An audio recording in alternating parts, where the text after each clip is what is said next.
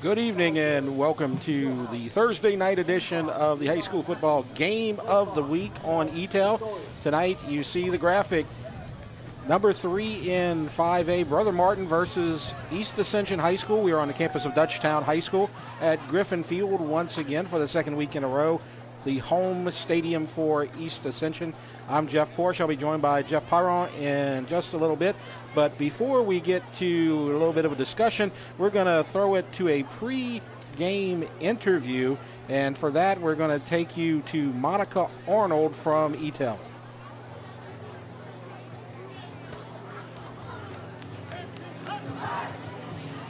Hi, I'm here with our very own Jeremy Theriault. So Jeremy, can you tell me a little about, I know we've been seeing a ton of our crews out and about all around town. So can you tell me a little bit about that?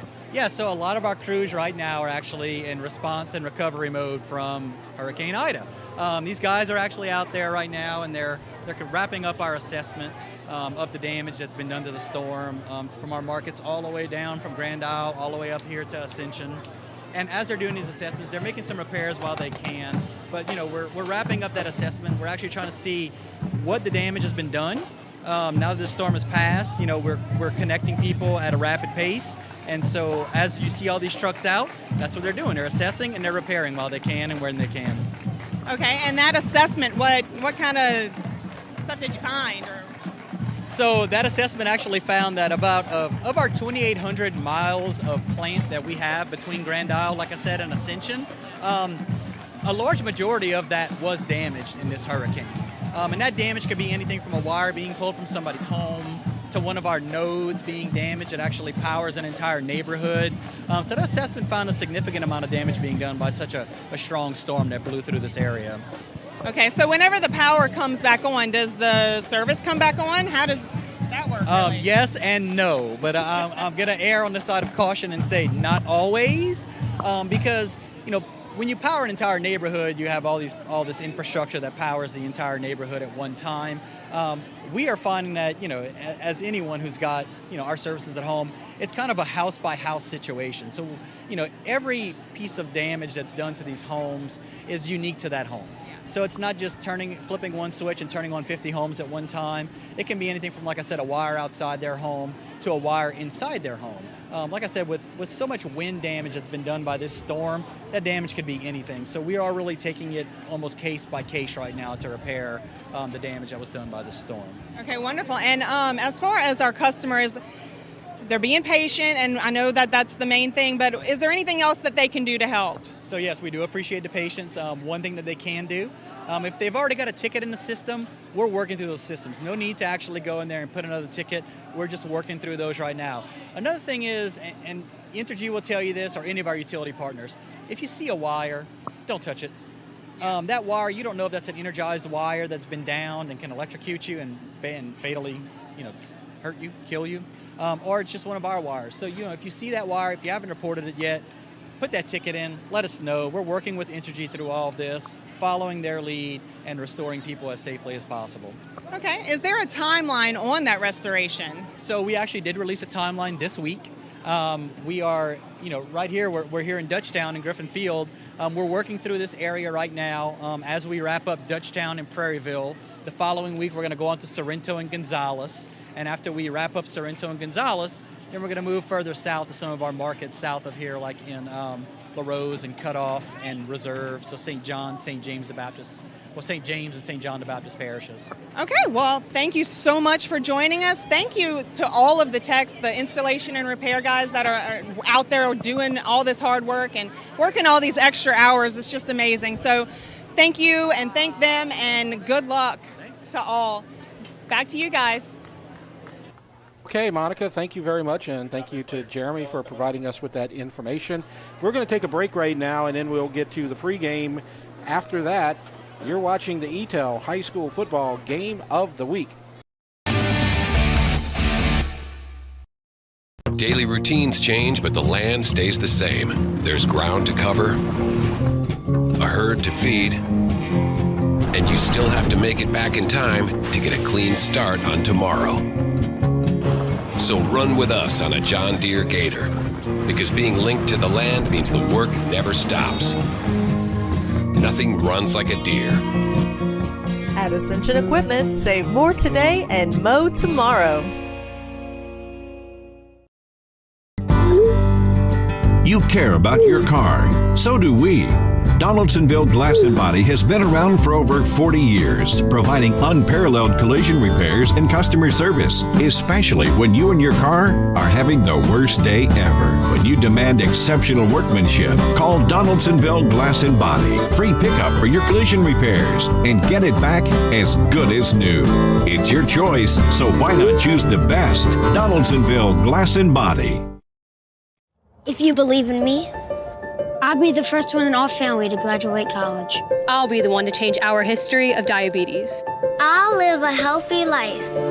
If you believe in me, I'll know my worth is more than face value. I'll be stronger than a weak heart. I'll know 68 pounds carries weight in this world. If you believe in me, I'll believe in myself. Belief in our children can change their future. Our Lady of the Lake Children's Health. Piku Builder Supply, your one-stop lumberyard, provides an extensive selection of quality building supplies for your new construction and remodeling. We offer computer-aided estimating of your building and remodeling plans, as well as blueprint copies. From humble beginnings to becoming the industry leader in Gonzales and beyond, Piku proudly supports our local community because we believe in giving back to those who have had a hand in our success. Let the experts at Piku Builder Supply help you with your new project today.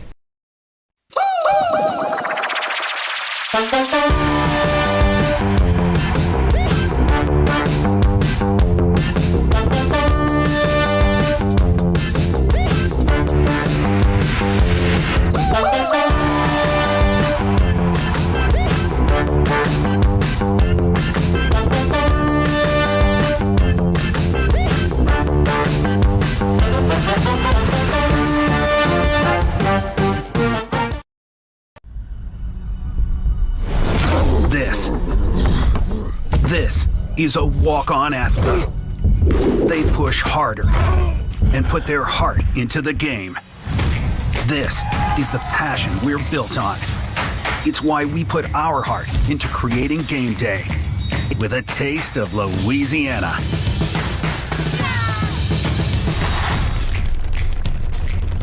Walk-ons, we live for this.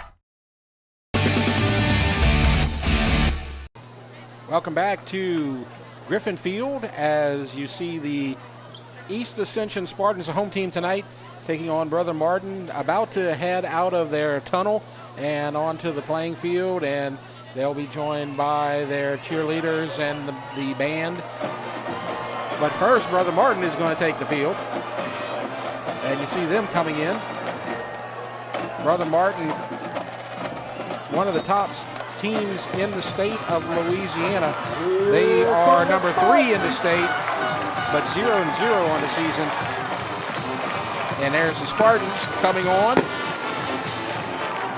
And they are 0-1 on the season, last week losing to Scotlandville High School. I'm Jeff Porsche, and this week Coach Swack is taking a little break, and he will not be with me for the games this weekend. But I am joined by Jeff Pyron. We gave him a little audition last week to talk about the field, and he passed, so we're going to bring him back. Actually, this is the second game we've done out here. We did the EA Sanoma game, and if it's anything like that game, it's going to be a fun one. Yeah, Jeff, that was quite an exciting game, overtime and that kind of thing. Look, it's fun to see the Spartans run in blue and gold smoke, and they got the EA shields running in, and that's fun to see. And we're going to get the presentation of the colors and the national anthem from the East Ascension band in just a moment, so we'll throw it to them as we get ready to start this game. Color guard members are National Flag, Cadet Martinez; State Flag, Cadet Salazar; Right Rifleman, Cadet Roussel; Left Rifleman, Cadet Riney.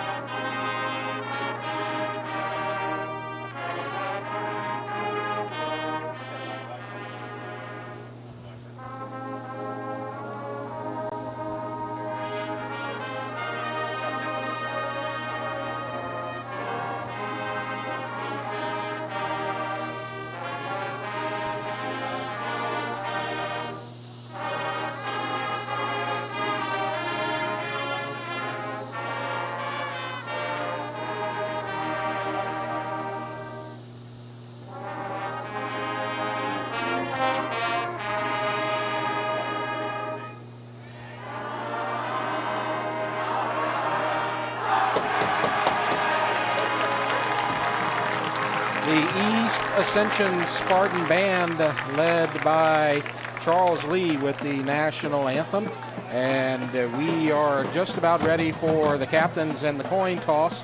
Again, Jeff Horsch, Jeff Pyron. Let's talk about these two teams. First, Brother Martin, the visitors, and they're led by Mark Bonis, and he is in his 13th year, 87-48. East Ascension, Darnell Lee, he's in his 6th season, 38-20 overall. Both these teams had a good 2020. Brother Martin made it all the way to the Division I semifinals and then lost to Catholic High, who wound up winning the state championship. And then East Ascension, they were 5-4, but again, it was a strange COVID season last year. The record doesn't really indicate the quality of their play last year, but they did lose in the second round to Acadiana. So both of these teams lost to the 5A champions in the postseason, and those were teams that knocked them out. And as we said earlier, Brother Martin, this is their first game of the season. East Ascension, they played last week against Scotlandville and lost 39-20. So they're 0-1. And Jeff, does it give you an advantage having that one game as opposed to Brother Martin, who hadn't played at all this year? Yeah, I think so, Jeff. I talked to Coach Darnell Lee this week, as well as Coach Mistretta. It's both their first games. I didn't get a chance to talk to Coach Oliver, but both of them said that first game, the game speed took a little while to get used to. So I suspect today that Brother Martin, if they come out hot and fast, will probably be a surprise to me. I think it's going to be a little bit slower for them, and EA may have the advantage to pop them and jump on real quick. And they're going to need to, because this Brother Martin team is very highly respected and expected to do a lot of damage in the state playoffs. They're number 3 in the state right now. You see the captains, Kendrick Broussard, number 7, number 8 quarterback Troy Dunn, and then number 11 Keith Thomas, the starting free safety for East Ascension. And on the Brother Martin side, you see 73, that's Jaden Shepard, who is one of the captains for Brother Martin, and then the other captain, number 1, Jamal Holmes. Well, Jeff, last week I got to see East Ascension come off the bus and enter into Griffin Stadium, and it was quite impressive. Those first few guys are really good looking. And today I was down on the field when Brother Martin was able to come in, and they are equally impressive in size and stature. So this may be a physical game, especially up front. Yeah, they're both good football teams, and it's a comparable opponent to last week in Scotlandville, as East Ascension has elected to receive. Darnell Lee is scheduling some really tough opponents for East Ascension, and that's been kind of his strategy as a coach. Some schools don't really get a tough out-of-district schedule. Some teams kind of got half and half. A lot of East Ascension's games under Darnell Lee have been really tough. You got Scotlandville, you got Brother Martin, who is a replacement for Destrehan, who's still not playing because of the hurricane. And they played Zachary, they played Houghton and Bird, and they like playing the tough opponents in the pre-district play. Yeah, and they don't mind traveling. I know last year they had to do a good bit of traveling. This year's a little bit harder, with the hurricane situation going on and that kind of thing. But Coach Lee likes to prepare his teams for that playoff, punch and try to get deep in the playoffs, and he does that by being able to schedule hard. And so we're just about ready to go. As number 7, Broussard, is back deep to receive for the Spartans, and the kick will be handled by number 11, Leighton Liusa. And we are just about ready to go week 3, but really week 2 of the high school football season. And it's taken by Broussard at about the 5, breaks one tackle. Now he's trying to make some room, and he's in trouble, and he's going to be dropped down short of the 20, about the 19-yard line. So good pursuit by the special teams for Brother Martin, and we're going to start 1st and 10. Yeah, and he was dancing around a good bit back there, Jeff. And, you wonder sometimes how these coaches decide to do. Leuza has a good leg. I know he can put it in the end zone, but he was high until about the 8 or the 10-yard line. And, man, those Crusaders covered pretty good. And so we will get to the offensive starters after this play. They're going to mark it at exactly the 20-yard line, probably about a yard past where he was down. And Troy Dunn will lead the Spartans on 1st and 10. In the backfield, Walter Samuel will give you the rest of the lineup, as I said, in a moment. They got 8 in the box here, Jeff. Like Yes. 4-4. They're expecting a run, and they do. And it's about a 1-yard carry for Walter Samuel. It's going to bring up 2nd down. Let's take a look at the starters for East Ascension. On the offensive line, you got Richardson, Gray, Ennis, Gordon, and Jackson. Quarterback Dunn. Walter Samuel is the running back. Corey Johnson will get some action. And then the receivers, Jupiter, Mitchell, Joseph Hobby, and Brennan Thompson. They're going to say 2 yards on the carry. It's 2nd and 8. And they look to the sideline for the play. And Dunn makes the call. Now working out of the shotgun. High snap. We saw this last week. There were a couple of high snaps last week, and they're still having trouble solving that problem. It's going to bring up 3rd and long. Yeah, that's a loss there. That and not pressure. You know, that's self-inflicted there. And I know Darnell was hoping he could come out and, you know, from week 1 to week 2 and try to stop some of those things from happening. And there's a new center this year, and that can make a difference. We talked about it last week. Gavin Saunier was the center last season, and he has graduated, and now Dorian Ennis at center, and they've had trouble with the exchanges, and now it's 3rd down and 17 from the 13-yard line. They have to get to the 30 for a 1st down. And shotgun snap pressure. He gets away. Now he's going to be hit, and he barely held onto the ball. Looked like he might have lost it there for a second. Had that little loose handle, but he was able to hold on to it. He's back at the 6, so it's going to be 4th and a mile. Yeah, Jeff, and I think they looked like they ran a 3-man front and brought that outside linebacker up blitzing from the left side. That caused Dunn some problems, but ultimately the pressure ended up coming from the right side and got him. And so it's a punting situation in their own end zone, and that'll be Evan Kern to punt. He had a little trouble last week, had 1 blocked. And no trouble there. Perfect job. And a great punt. Look at that. It's going to take a bounce, and it's going to be taken at the 40-yard line to the 47, and a good tackle there as Jerron Manning took the punt and tackled by Kendrick Broussard. And that's a good job. That's about a net 48 on the punt right there. Yeah, I think 55 in the air, Jeff. And look, talking to Darnell this week, that's what he said. He said he hopes he sees that jump from week 1 to week 2, especially with special teams. And Kern, as you know, he was a little disappointed with himself last week, but this week he bounced back. That was a great punt. And now the Brother Martin offense led by quarterback Garrett Mamahat. He's a really good one. Senior quarterback, lots of experience. And on 1st down, play action, pass downfield, overthrown, and incomplete. It's going to bring up 2nd down. And what we'll do right now is take a look at the East Ascension defense.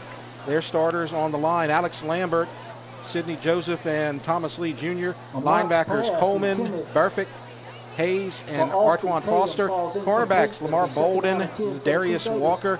Free safety Keith Thomas, and the strong safety Kendrick Broussard. So it's now 2nd and 10, man in motion. Shotgun handoff up the middle, and a gain of about 5. See, number 9, Jalen Ooh. By number 43. On actually number 9, number 6, Torrey Lambert on the carry. Number 6, Lambert. EA going with that 3-man front with the 4 backers right there, and it was hard for Scotlandville to run, the first couple of quarters against EA last week with that defensive front, and that's a tall tale for 3 down linemen to stop the run, but they do a good job in keeping them off the backers.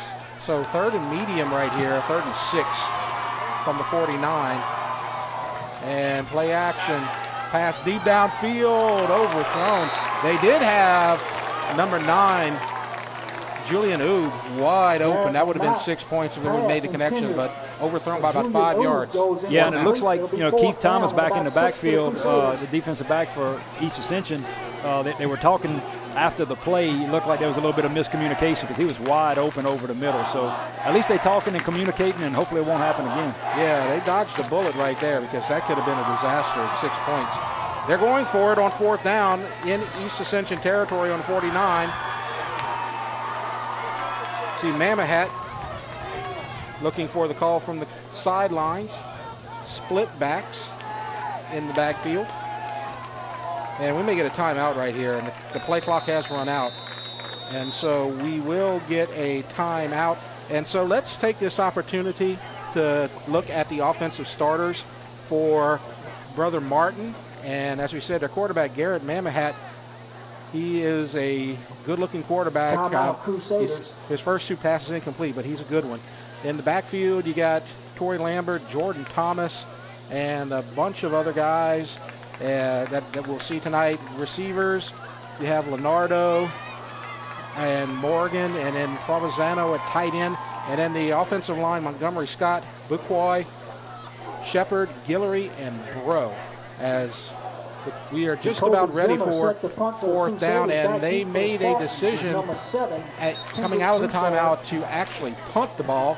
So a defensive stand for East Ascension, and they will get the ball as Kendrick Broussard back deep to receive the punt.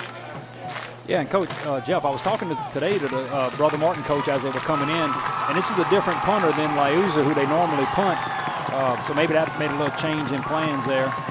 Yes, and it's a line drive punt, and it takes a good bounce. This is going to be beautiful. That rolls out at about the 5. So it wasn't pretty, but it's effective. Number 14, the punt, Jacob Zimmer, junior kicker punter. And so with 8:21 left to go in the first quarter, it'll be the second drive for the Spartans, as they had a 3 and out and didn't look very impressive on the first. No, I think Nent lost yardage after the first down play. You had the short run, and then a bad snap and a sack. And so on 1st and 10 from the 6-yard line, it's over the head again through the end zone safety. That's very unfortunate right there. They got to go to the sideline and work on that. I didn't get a chance to see if they were down there working on it. I'm sure, the center, we got Dorian Ennis. I'm sure he's going to go off to the side and put some extra work in with either Dunn or a backup guy just to get things right there. Right, so that's 4 errant snaps on the shotgun so far this season, and that gives Brother Martin a 2-0 lead. And of course, after the kick, they'll get the ball back, so they will have a chance to get more points on the board. So we'll just see if they decide to punt or kick in this situation. But I don't see he's Kern's holding the tee, so I suspect he's gonna go ahead and kick off. I mean, he has enough leg to get it in the end zone when they're kicking from the 40, so they may just try a directional kick here. All right, we see back deep. Kern set to kick. Number 5. That would be Lambert. And I believe 8 is also Lambert. Corey Lambert Jr.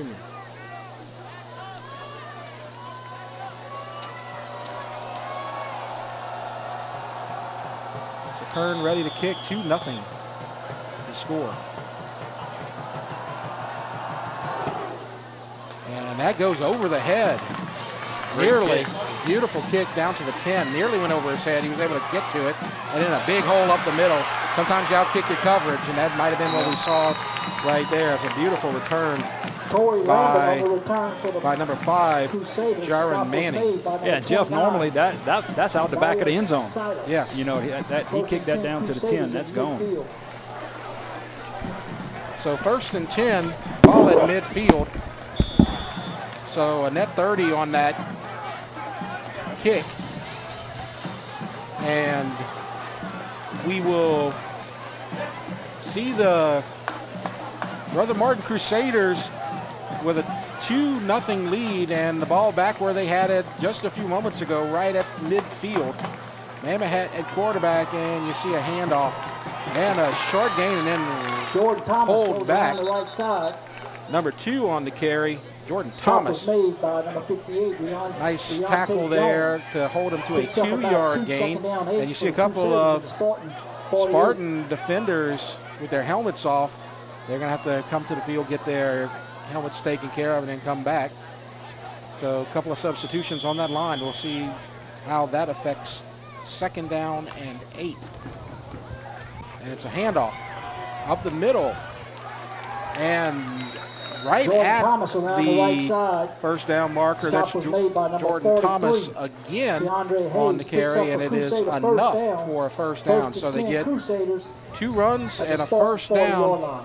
with 7:43 left to go in the first quarter. Again, our score, Brother Martin 2, East Ascension nothing.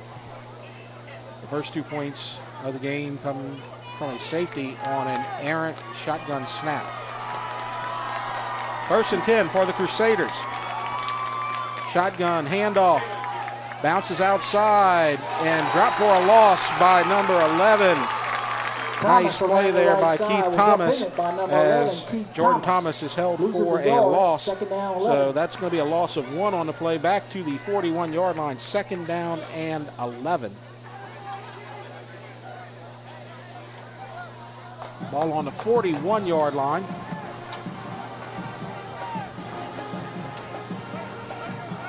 As we now have illumination on the field. Lights are a little late to come on, had a little trouble getting them on, and that's why I'm out here. Jeff Pyron needed to help them out with that. He'll be back in just a moment. 2nd down, and a keeper up the middle for about 7, maybe 8 yards. Leonardo, and I believe that was number 7 that came in and took the snap. Clayton Leonardo. He is actually a wide receiver on the roster for Brother Martin, but he picks up 7, and so it's 3rd down and 4. They got to get. If they get to the 30, they're going to get it. It's about a foot short of the 30-yard line is about the spot that they need to go. 3rd and 4, shotgun.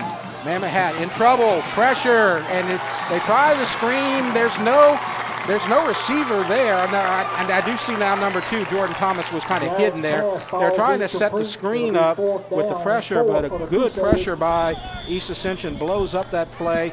And with 6 minutes left to go, we have our hydration break. And so, Jeff, we want to thank you for shedding some light on this situation. Yeah, that was a little crazy, Jeff. If you watch it on TV, we had a little trouble with the visitors' lights. Coach Mastretta from Dutchtown High was actually back there on the other side. I was on the telephone on this side, and it took a little joint effort, but we got the visitor side up. So, all right, I hate to see a little delay there. Well, we don't. Spartan fans. No, I'll apologize. I was a little preoccupied without the lights coming on, trying to make sure that they were up, but we'll get them. So let's look at the overall series between East Ascension and Brother Martin. This is actually the 7th game that they've ever played. They played a home and home most recently in 2013 and 2014. And Brother Martin leads 4-2 on the all-time meetings as East Ascension and Brother Martin split their last 2. Now it's 4th and 4, and they're going for it. As you see on the field, 4th down and a quick swing pass, broken tackle, and great play. 2nd or 3rd effort, I think, is still going to leave him about a yard short. I think so. DeAndre Hayes did a great job, and that front 3 really tightened up and had gap responsibility, and linebackers did their job there. That was, yeah, he is going to be about a yard short. He needed to get about another 4 feet to get that first down. So a good stop, and that's very important because there's an opportunity right there for them to make it a 2-score game early on. That was impressive by DeAndre Hayes. He went sideline to sideline there really, really quickly. That was a great play.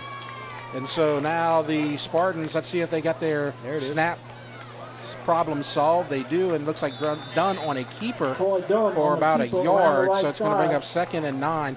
And they're just out of rhythm right now. They need to get that rhythm back on this series and get some positive yardage. Yeah, because that play, I don't think it was a design quarterback keeper. I wouldn't think it was, because there was quite a good bit of stutter step going on in the backfield by Dunn.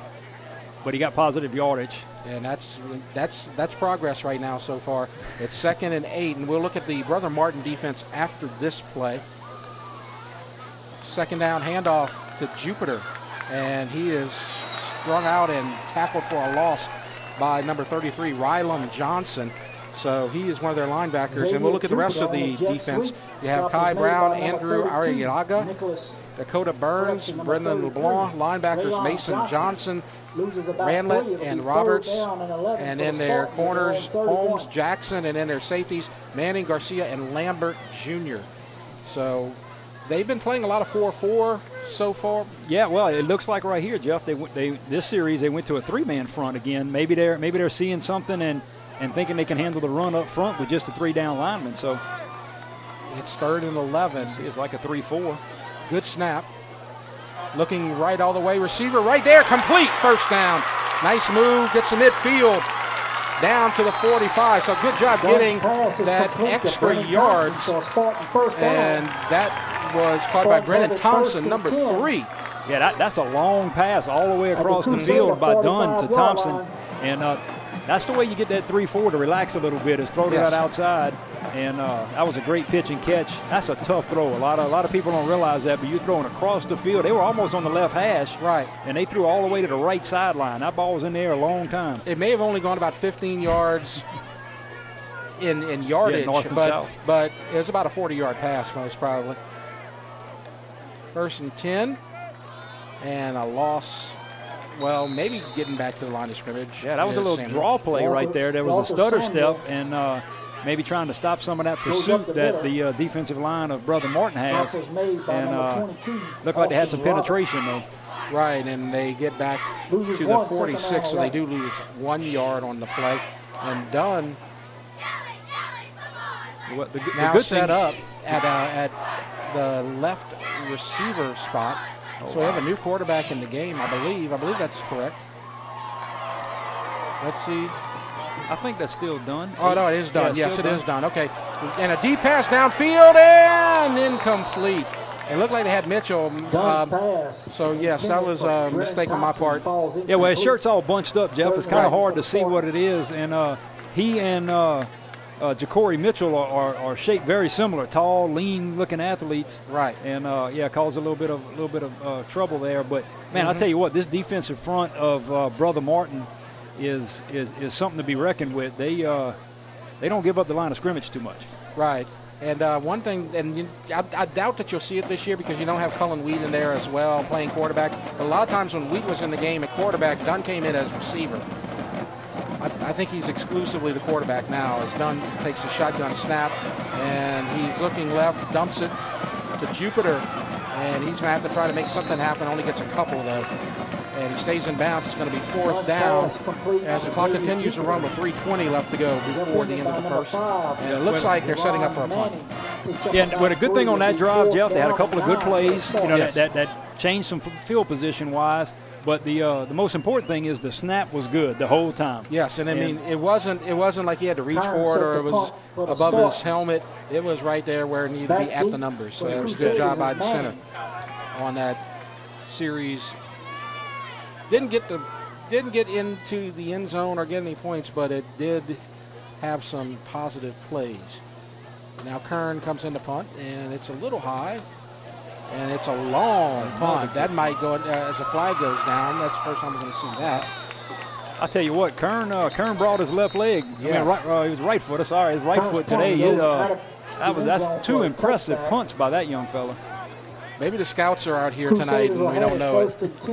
But he's put on a clinic there in his last 2 kicks. Yeah, well, I think he and the long snapper, number 91, Alex Lambert, also doubles as a defensive end. I think they did put some work in over the week, and it definitely shows. Right. We talked about it last week with the game against Scotlandville. The first punt it was a low snap, and Scotlandville was not rushing, but they noticed that, and on the second punt, they brought everybody, and they were able to block it. And so now they're pushing Brother Martin back. So it's going to be a 10-yard penalty and 1st and 10 for the Crusaders. So that's a great flip of field position-wise exactly. right there. That penalty really goes in East Ascension's favor. Right, 10 yards makes a big difference, especially that part of the field. And EA staying in that 3-2 and sneaking up those outside backers. So shotgun and the play action pass complete to the 25 and a completion to Oob. Mammoth's pass is number complete. 9, 5'9", 155-pound senior. So good job there. That's his first long completion of the game, 15 yards. The Spartans brought up Coleman and Foster on the ends there, and that leaves that slant open, and the Crusaders hit it. First down and outside pursuit and pushed out of bounds after a short gain Lambert goes around the right Corey side. Lambert, number 6.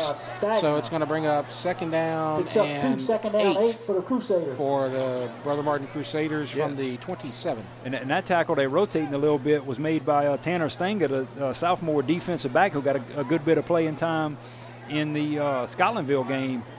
So they're stretching out that run and using the sideline as some help on a 2-yard gain. 2nd and 8. Namahat looking downfield, complete, short gain, maybe 1 yard. Good job by the defense catch made by Clayton Leonardo. It's going to bring up 3rd down, 1 yard on the play, 3rd and 7. So you see on the replay, good job by the defense.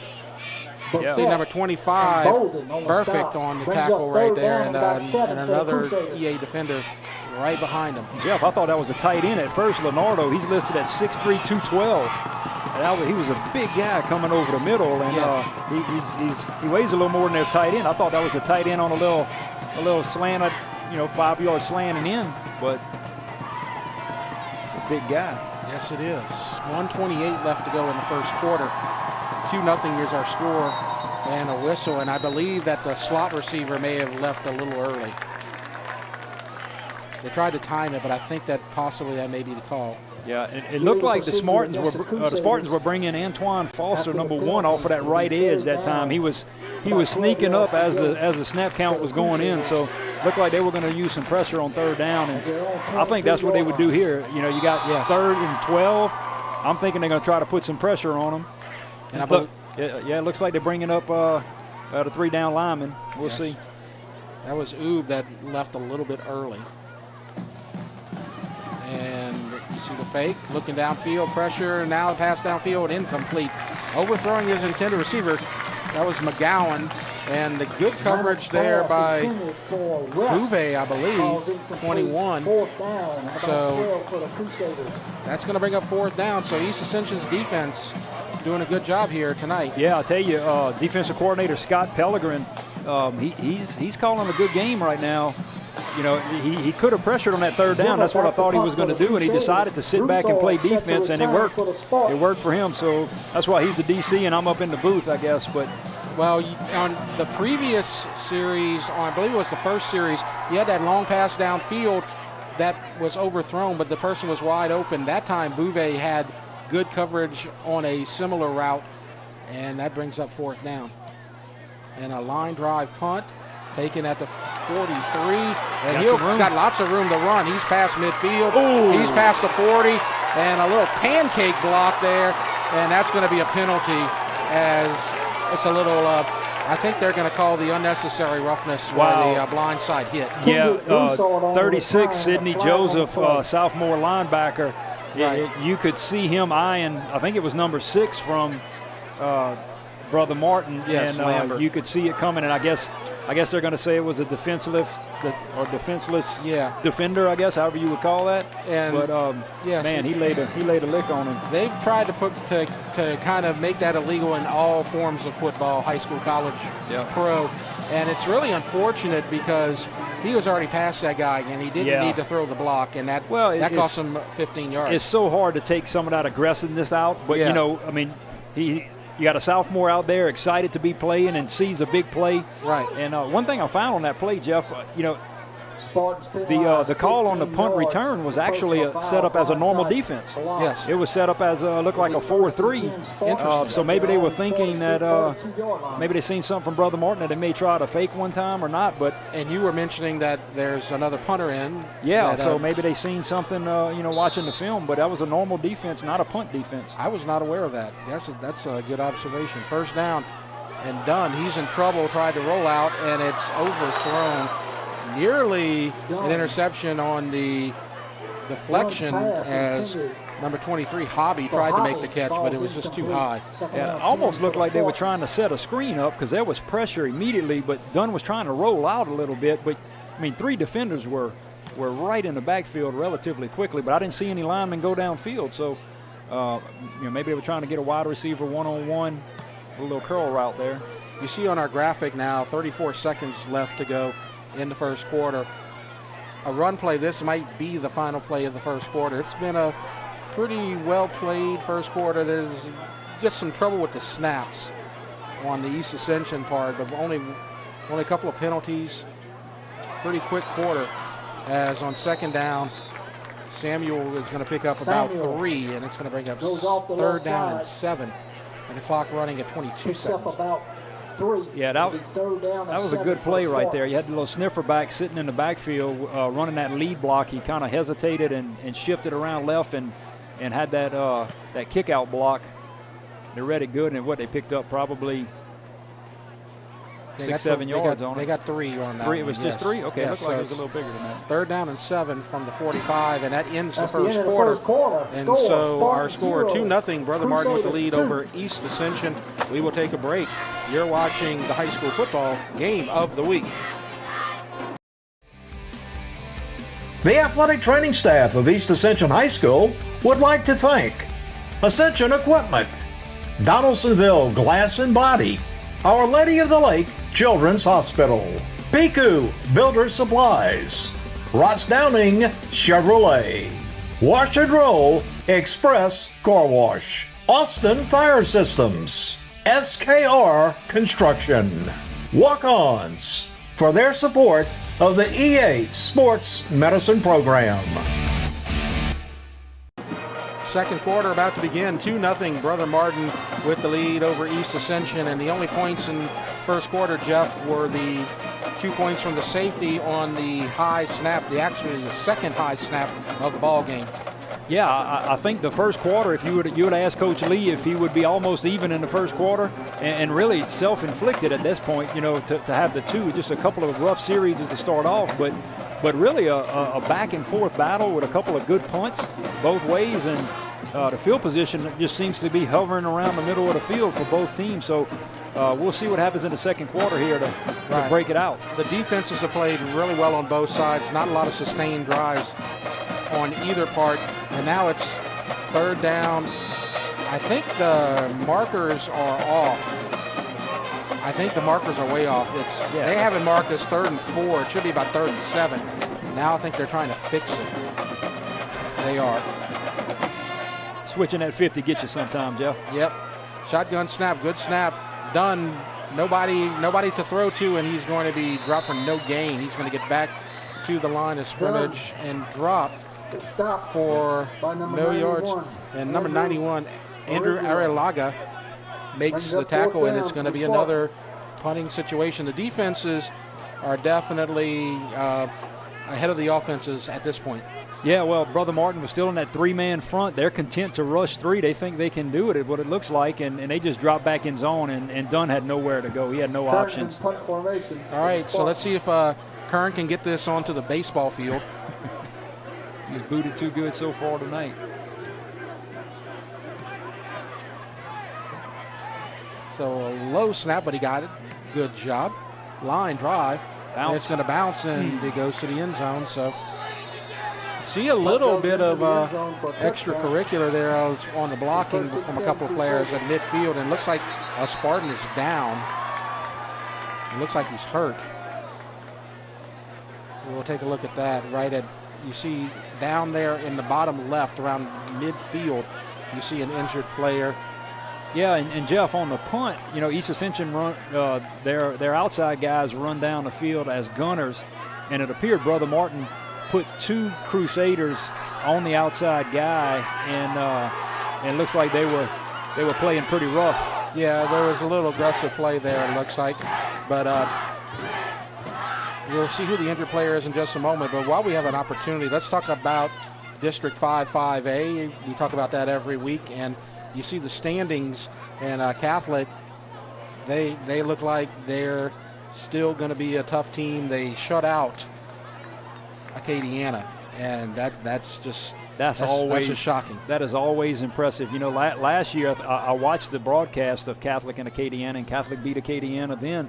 And Acadiana obviously, you know, has always been a run-first team, but to hold Acadiana to 0, to shut them out, is impressive. So that seems to happen though sometimes at the beginning of the year. They're still working on the veer. They're still trying to figure out, and they don't look good after a couple of games. So by the time you get to like late October, early November, and they got that veer working perfectly, then they've come from a low seed to the Superdome a couple of times. So we'll see about them. And Dutchtown, they had the big win over Evangel, and we saw that last week. McKinley got a win, and then Santa Maud got the big win over Walker on Saturday night here at this field as the injured players coming off the field. Number 29, that's Zaire Silas, yeah. And, you know, Santa Maud played Saturday night at 6 o'clock against Walker, and I came out here a little bit earlier before the game just to make sure some things were ready and good for them. They had tailgaters out and, you know, having a good time cooking jambalaya, and it was a back-and-forth game for a while there. I was watching, you know, a little bit of it on their broadcast, and they pulled away from Walker at the end and looked pretty good. Yeah, it was a good weekend out here at the field. I was planning to go out here too, but I got last-second LSU tickets. couldn't pass that up. Probably my only game of the year. First down up the middle, and a first down and a lot more. Up to the 39. It looks like the ball's on the ground, and they hold on to it. So let's look at the replay and see if we can find anything there. Yeah, there was a big hole there, Jeff. They just ran left tackle, and he just completely dropped it at about the we'll say 35-yard line. But Corey Lambert with the carry. That was a straight run play. That was no trapping, no powers. That was just straight run, man on man. And on first down, another run and more positive yardage. So they're getting good yardage on the ground. That's Lambert again who gets pushed out of bounds after about a 7-8 yard gain. Well, it definitely looks like you know, their adjustment for the second quarter after the first is we're going to keep it on the ground, and that was both plays off the left tackle. So maybe they've seen something, and let's hope Lambert over there at their right defensive end. Right. So they're changing the 4-down lineman now, so EA's making their adjustment. Exactly, but now they run up the middle, and Lambert gets another 9 yards for a first down. For the Crusader first down. You saw in the first couple of drives, Mamahat kind of had his little struggles at quarterback, and so maybe they're going to try to run it on the ground and get some yards. First down, Mamahat with a high throw, incomplete, looking for Lambert Jr. Well, and that last run play, Jeff, was a power. You had your guard pulling, and when that kick-out block was impressive, and the sniffer back field right in there, and they up, what, a 12-yard gain right up the middle? Right. So, and it looks like EA put number 99 in from last week that scored, Aiden Joseph, to try to stop some of that middle rush with the 4-down lineman. He's a big guy. Now you have, and that last pass was intended for Oob. And so EA's running a base 4-3 here. And quarterback Mamahat rolling out, throwing deep. There's a receiver down there, contact.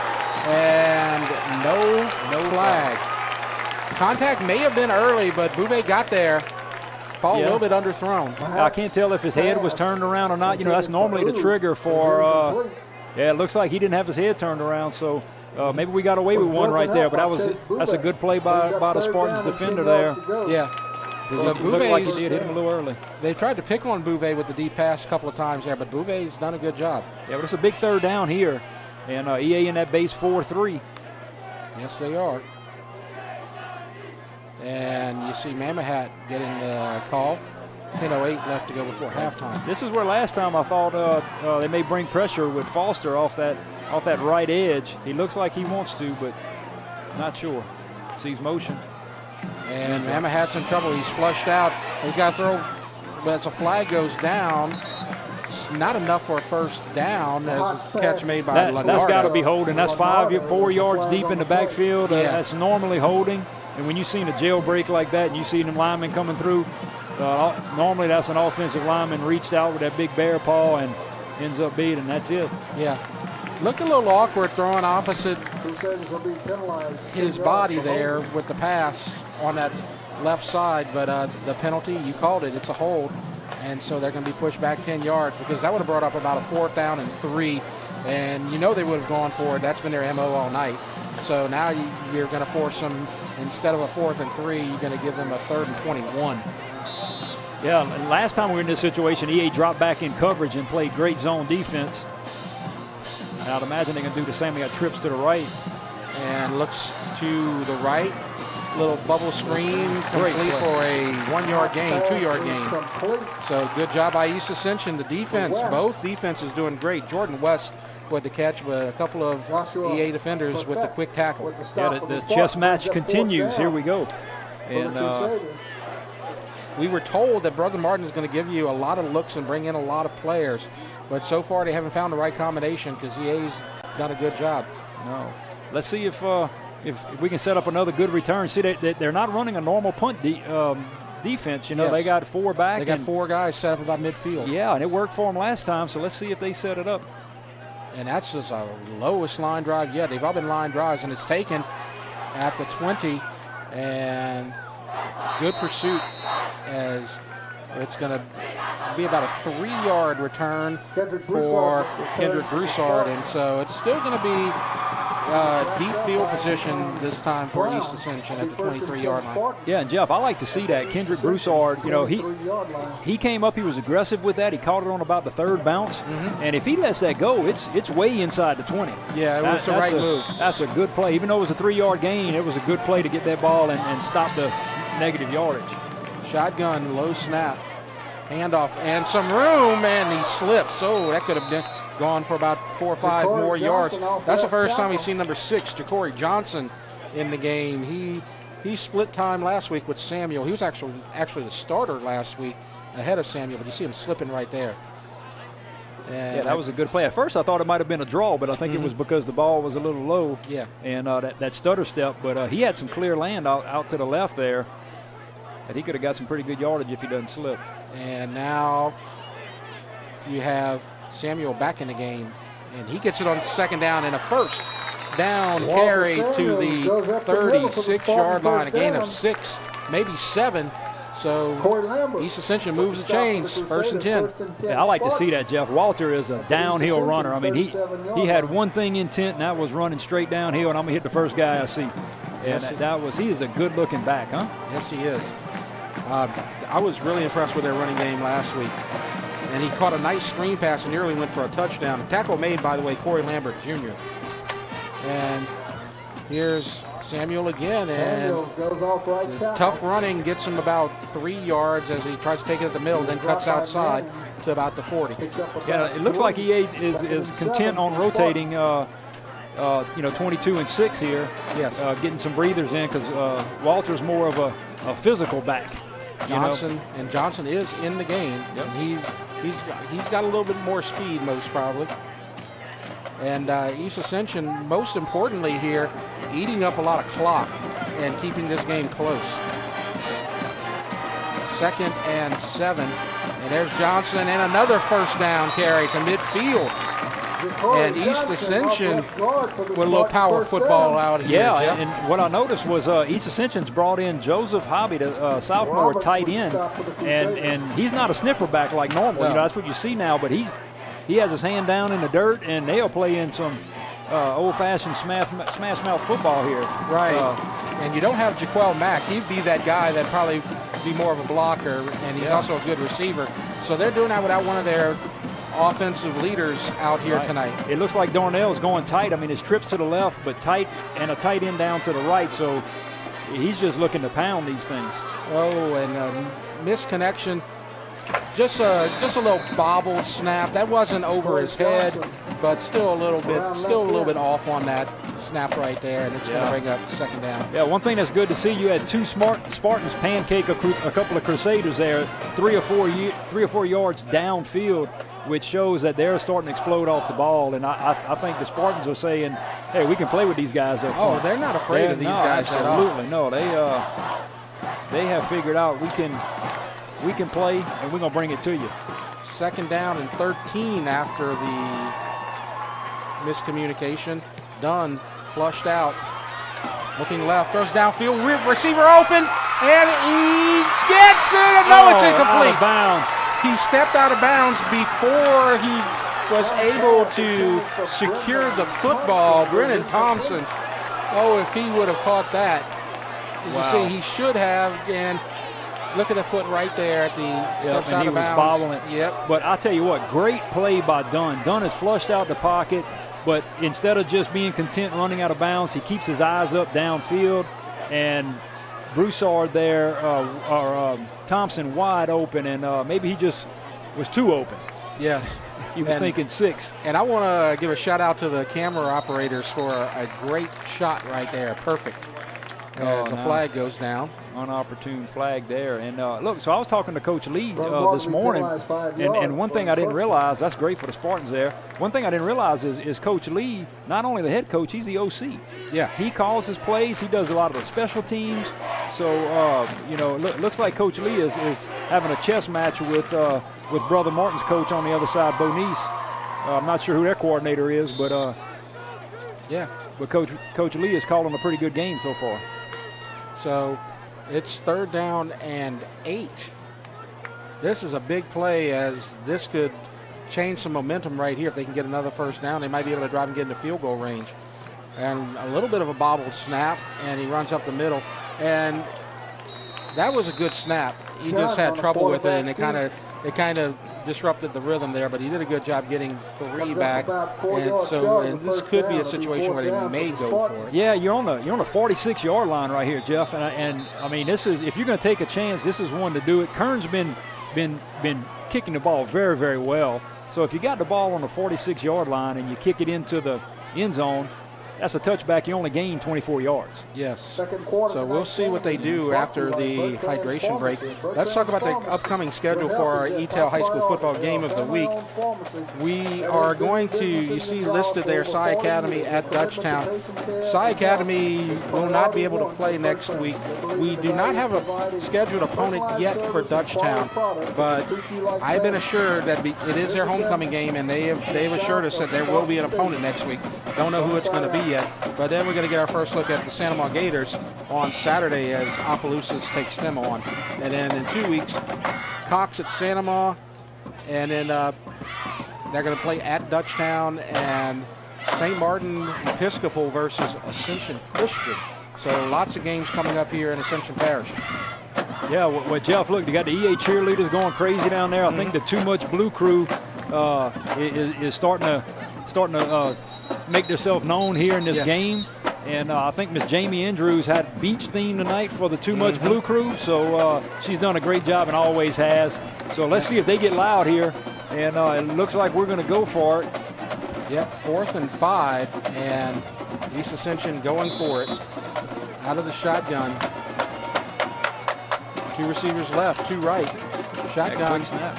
And deep downfield, and man coverage, good coverage downfield, and incomplete. Yeah, I like that play, Jeff. I mean, it's 4th down, go for it. You got a long 4 or 5 yards to go, and he took a shot. And if he gets intercepted, he's down there. If they complete it, he's there.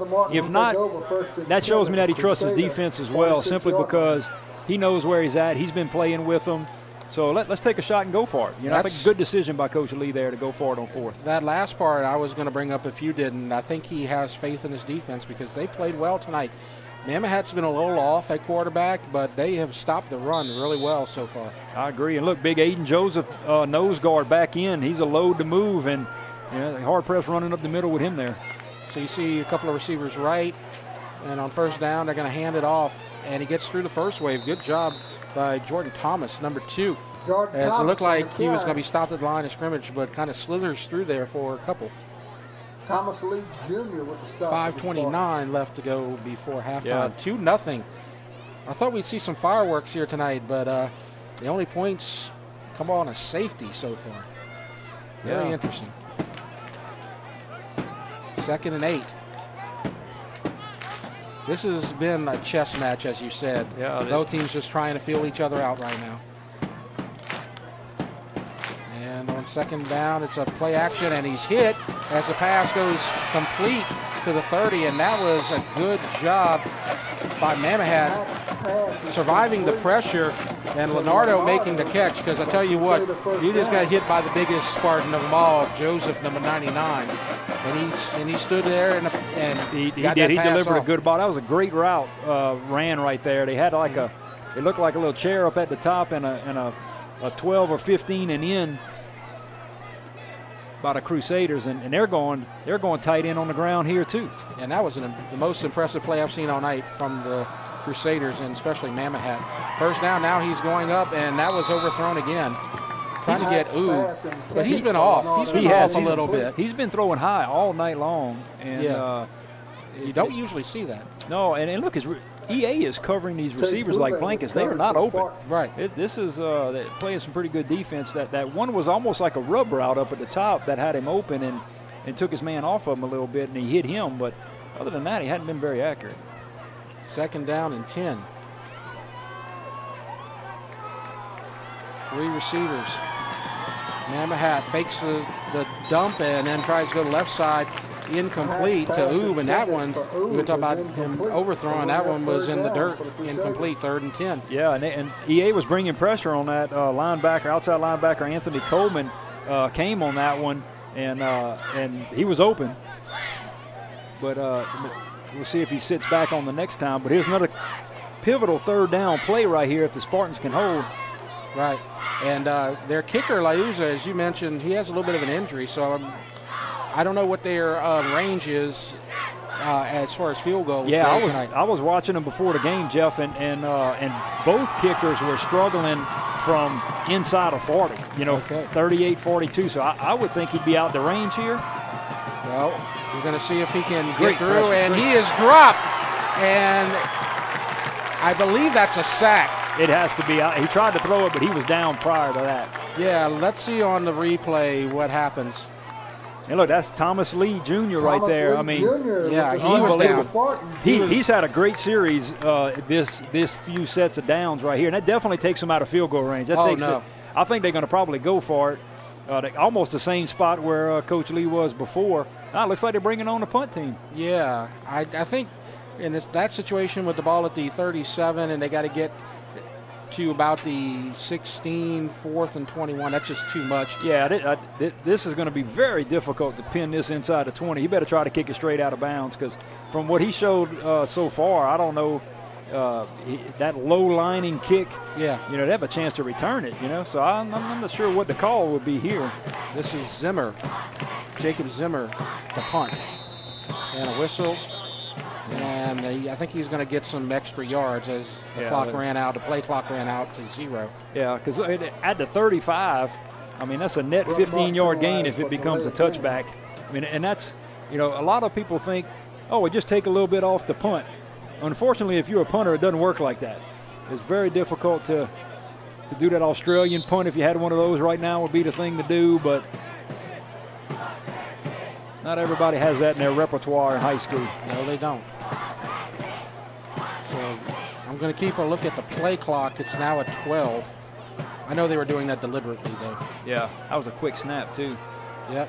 And fair catch taken at the 5. Yeah, that was a fair catch. That was, and now they're going to be down to about the 2. That was an ill-advised Kendrick Broussard. Yeah, I think Coach Jeff, when you teach punt returners, normally you tell them put their heels on the 10, and if it goes over your head, we're going to take our chances and let it bounce. And he caught that ball on about the 5, I think, right? Yeah. 5 of the 6, and if he lets it bounce at that point and goes in the end zone, then you're back at the 20. Take your chances at that point. I'm pretty sure Coach Lee coaches him up pretty good, but. It looked like a little bit out of sorts with the hand wave and then taking off running, and then they'll tell him what he was thinking. Right, and that they're not going to assess a penalty there. They waved off the flag. It wasn't a full hand straight up in the air kind of fair catch. It was like a 3/4 kind of wave. Hey, how you doing? Yeah, fair catch. Maybe he was waving to his fans in the stands and just kind of, hey, how y'all doing? And yeah, that kind of thing. But now Jeff, this thing you got to look out for here is the snap. That's the key right here. This is where you had the safety in the first quarter. And we have a whistle. A whistle, yes, not a play clock issue. Timeout. Let's see Brother Martin going to that sideline. And yeah, we have a timeout, I think. I did not see who called the timeout. Yeah, I can't tell. The officials are, I believe they're pointing in the Brother Martin direction. Yep. And that second quarter was brought to you by so before 16 left to go, we are in a timeout. And so let's look at the games last week. And of course, we did the Thursday and Friday games last week. That would be the East Ascension and Dutchtown game. Scotlandville had the win. It was a close game till the fourth quarter, and then a couple of mistakes, and Scotlandville pulled away. Dutchtown had the big win over Evangel. McKinley with the win, and that's a good start for them because they usually have trouble all year. Catholic High, we talked about them putting a whooping on Acadiana. U-High beat Woodlawn, and Woodlawn's a team that you're going to look out for this year, but U-High handed it to them, and we talked about Sandoval with the big win as well. Yeah, Woodlawn is projected in some polls to be second in the district. Yes. So they got a very talented team, a very talented quarterback in Collins. Right. And so we'll get to see them here shortly, and hopefully we can hold them back. But so the Spartans got to go 93 yards here in 4:16. Plenty of time. Oh yeah, plenty of time. But you got to protect the football right here, Jeff. You have to. And look, you got your big back. Walter Samuel in right now. I would suspect they're going to pound it and try to get some yardage. As long as you just get out of that end zone. Get those good snaps. Oh boy. Yeah, it's dangerous on every down as a short gain up the middle. And the worst thing about that is, even if you get it, it disrupts the rhythm. Yeah, and that's what happens right there. It makes it almost like a draw. And look, I tell you, Dunn being 6'3", he used every bit of that 6'3" frame to grab that and save it. That was a very athletic play by him. And it just makes it – I'm sure he's a little nervous now. He's back there, already had one safety, so he's probably a little jumpy, worrying about the snap and getting it in his hands first before the play gets off. So a little bit of timing issues, and you definitely don't want that 7 yards from the goal line. But you do get positive yardage, so it's 2nd and 8. Clock at 3.5. And a run and good yardage, about 5. So Walter Samuel's going to get about 5, maybe 6. It's going to be 3rd down and about 2, and the clock will continue to run. And I think that's what they're trying to do here is get that first down, eat a little bit of clock. Just make sure that you don't give Brother Martin the ball in good field position because a 2-point game is very manageable even if that's a score at halftime. Yeah, and that was straight downhill running, helmet on helmet. And the thing about Samuel, he just falls forward. He doesn't go backwards very often. Now we got a little scat back Johnson in, and you got to pick up 3 yards here. So they are spread out. No tight end, no sniffer back, 4 wide. Big play here for the Spartans. Dunn's going to keep it. He's going to try to run for a first down, but nothing doing. And he has stood up. Yeah, that was an ISO play from the beginning with Dunn. Very good tackle by the Brother Martin, the edge guy. And a flag and a penalty. Oh, man, was it holding? No, a little chop block. Oh. So I think this is an interesting call because it's 4th down and 2. It's a punting situation. They're not going to go for it right here.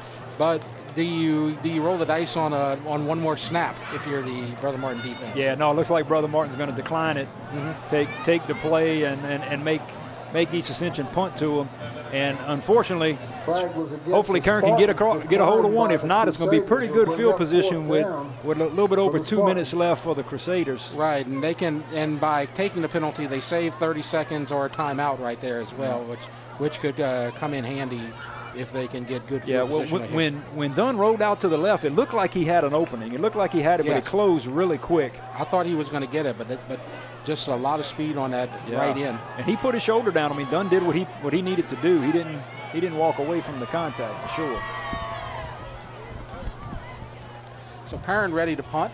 He stands at his 2-yard line. Good snap. Good snap.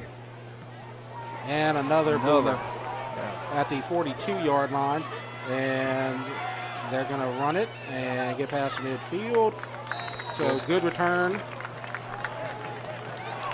Another good punt. Gregory Jackson, new punt returner for the Crusaders. So close to another 50-yard punt. Yes. I mean, Kern is just booming the ball tonight. Yes, and he is definitely having an impact on this game. And I tell you what, that is good to see, Jeff. He has answered the call. I know Darnell challenged him last week, and I'm sure in practice he got challenged. Yeah. And to see him come out, I've seen the kid work. He deserves it, but I know he went back and looked himself in the mirror and said no more, and he's came out and showed and performed tonight. Yeah, he's had a highlight reel night so far. So first down and 10 from the 47. And Namahat pushes away a defender, steps away from another, and gets down to the 37-yard line for a first down. Namahat, we talked about him, and we talked about how he's a really good quarterback. Last year he threw for 1,785 yards and 16 touchdowns as a junior. And he's returning as a senior. 7-yard gain right there, 2nd and 3.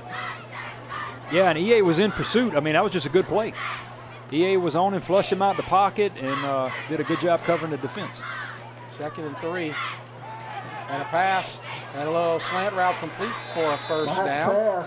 Good coverage, but able to hit the receiver Oob with a perfect pass, and that'll stop the clock at 2:09 as they move the chains.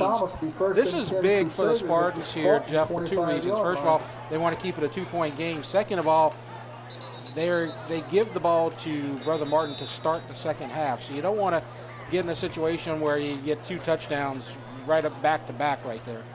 Yeah, no, it looks like, I guess, Brother Martin's taking a timeout. Want to talk over some things. That slant route they ran is very hard to defend. Yes. Very hard. I mean, that guy set up in the slot, and he gets inside position on that strong safety, and he's good play, good pass, and just hard to defend. Yes, I don't believe that was a timeout. I believe that was just to move the chains. So no timeout assessed. 1:52 left to go. And a play fake and another slant behind. I think that was tipped. Yeah, that was tipped. And at the line, and big number 58, Deontay Jones, right? He put some pressure on him right there. I don't think he was the one that tipped it, but he was on him. Yes. 2nd and 10 for the Crusaders. Good job showing the tip right there, perhaps. Yeah, that's big Thomas Leith. He's having a great game over there on that right edge for the Spartan defense. And another pass, a little swing pass, complete for about 5. Yeah, great play by Stango right there. Tanner, that's just a sophomore to be able to step in and make plays like that with 2 minutes left in the half. That's a big play by the sophomore. And tackled him inbounds, which is really critical too. So now clock running, 1:26 and 1:24, keeping on going. And I think Brother Martin still has a timeout left. Sidney Joseph just came in the game at right defensive end, still in that 3-man front, kind of like 3-3 look. Another 3rd down situation and incomplete.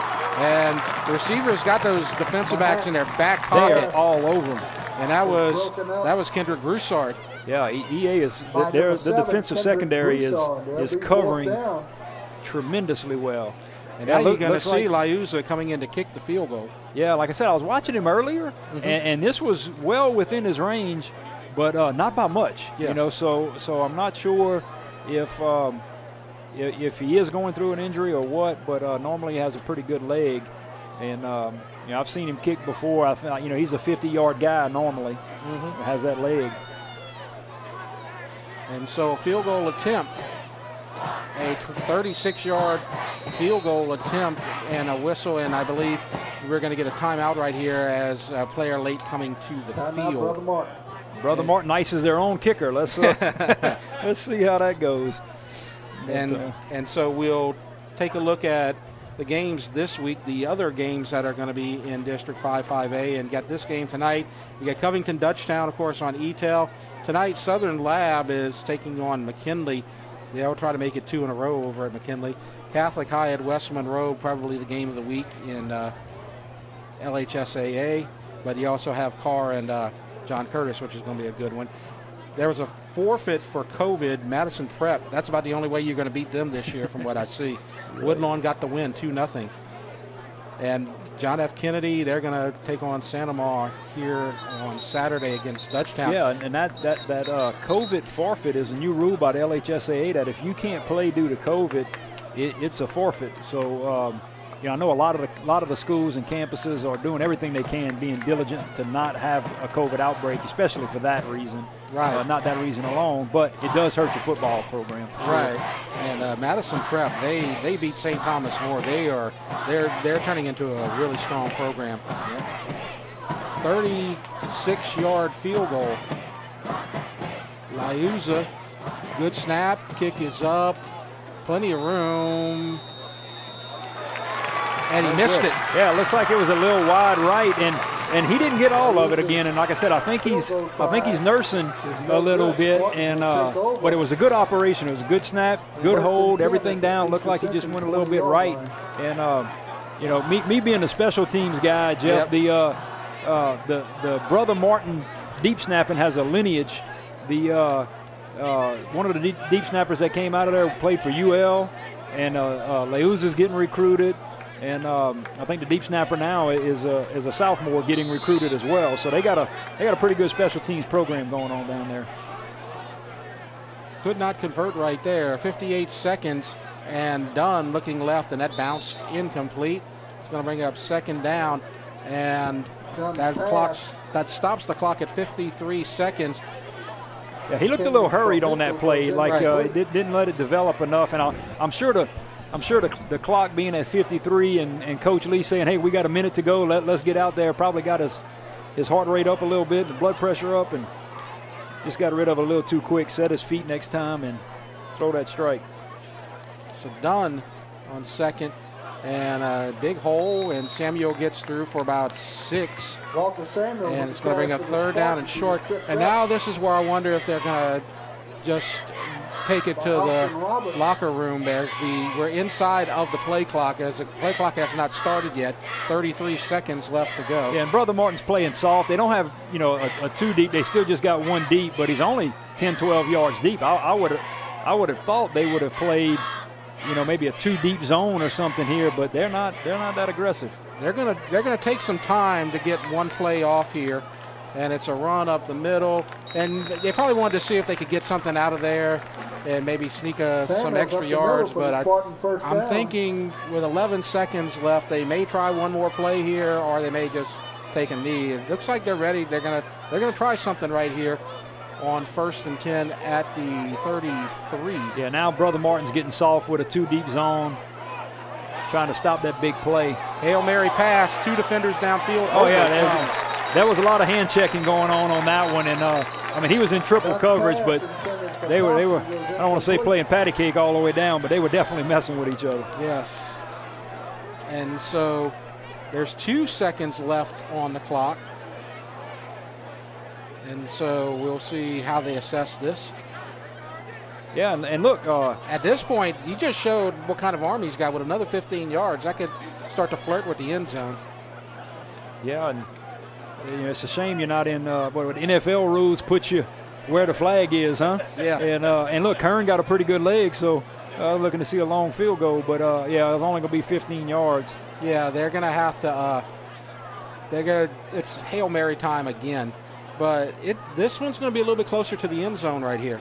Yeah, I'll be anxious to see if Coach Lee goes 4 wide or sets up trips and throws some height in there. I wonder how he's going to, what formation he'll run. So you got Samuel in the backfield. I see Hobby in the backfield right now as well. He may be setting up to the right. Yeah, and Brother Martin's going to play soft, Jeff. They definitely going 2 to 3 deep and nobody get behind them. Play center field. Looks like we'll just go 4 wide, all run go routes. Quick snap and flushed out. And he's just going to take a knee. And there's a hit afterwards late, and the helmet comes off. and Coach Darnell Lee is asking for a flag. That was a late, looked like a late hit, close to a late hit. Yeah, this is the second time Coach Lee has oh, that was a late hit. Has talked. And a shot to the head. Yeah, I mean, it looks like rightly so. This is the second time, when we had to punt and they had the two guys on our injured player. There's the second time Coach Lee is going to talk pretty sternly to the refs, I'd imagine. Yeah, so now we're at halftime, and strangely enough, we were talking about it with the Woodlawn game. We have a COVID forfeit score right now. 2-0 is our score. Well, and look, if you ask Coach Lee if he would take 2-0 with the number 3 ranked team in the state right now, I think he would be happy with that. And Jeff, we talked about it before the game, with being the first game for Brother Martin. Could they start slow or not slow? I guess we'll see if they make any adjustments coming out of the halftime, huh? Right, and so at the half we hadn't mentioned it yet, but we're going to have an interview. I'm going to interview Troy Gautreaux in just a moment, but we'll take a break right now. And our score 2-0. You're watching the Eatel High School Football Game of the Week. The athletic training staff of East Ascension High School would like to thank Ascension Equipment, Donaldsonville Glass and Body, Our Lady of the Lake Children's Hospital, Piku Builder Supplies, Ross Downing Chevrolet, Wash and Roll Express Car Wash, Austin Fire Systems, SKR Construction, Walk-Ons for their support of the EA Sports Medicine Program. And we're at the half, and Jeff Forrest with Jeff Pyron, and our score 2-0. Brother Martin with the lead over East Ascension, and we are going to have an interview in a few minutes with Troy Gautreaux from the Ascension Parish School Board, but first we're going to hear the Brother Martin Band.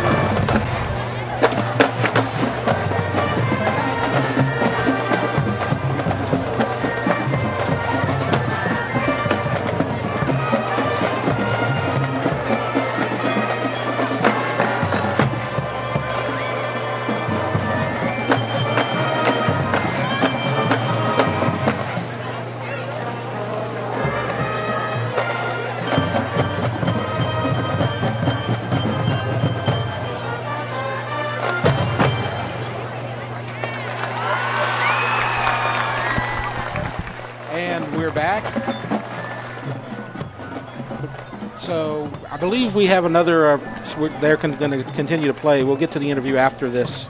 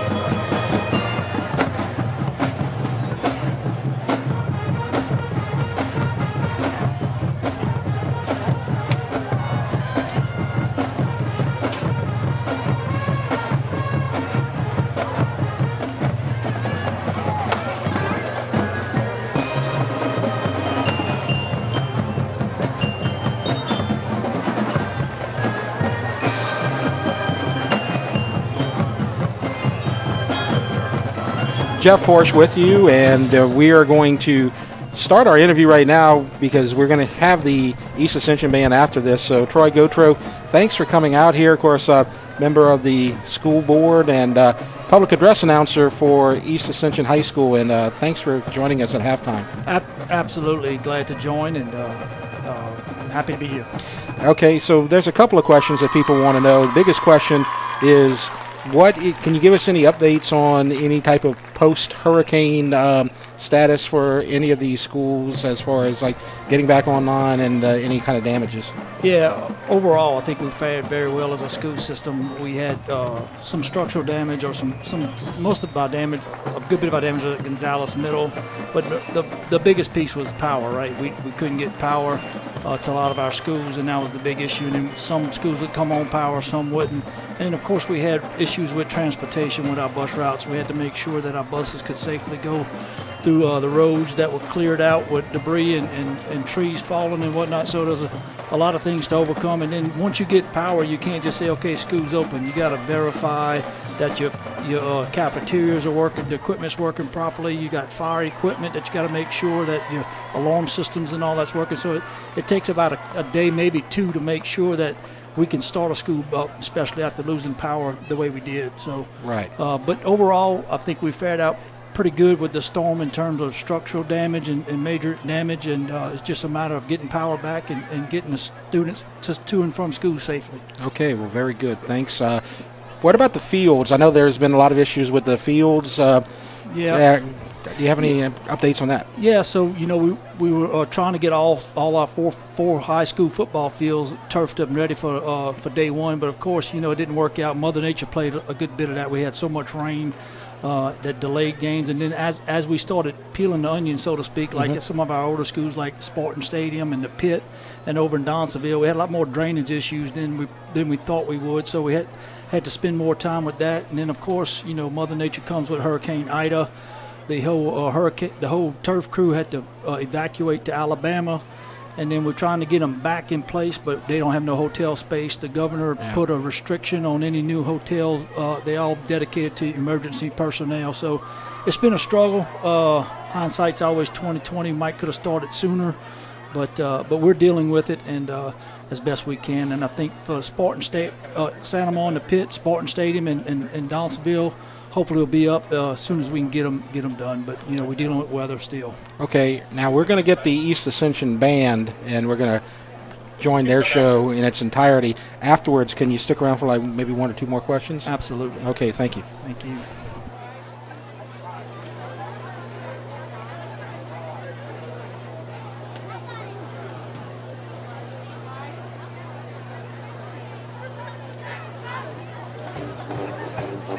Ladies and gentlemen, welcome to the field, the pride of EA Marching Band. Under the field direction of drum majors Harris Green and Evelyn Gardner. Tonight the band plays the Pitbull hit, I Know You Want.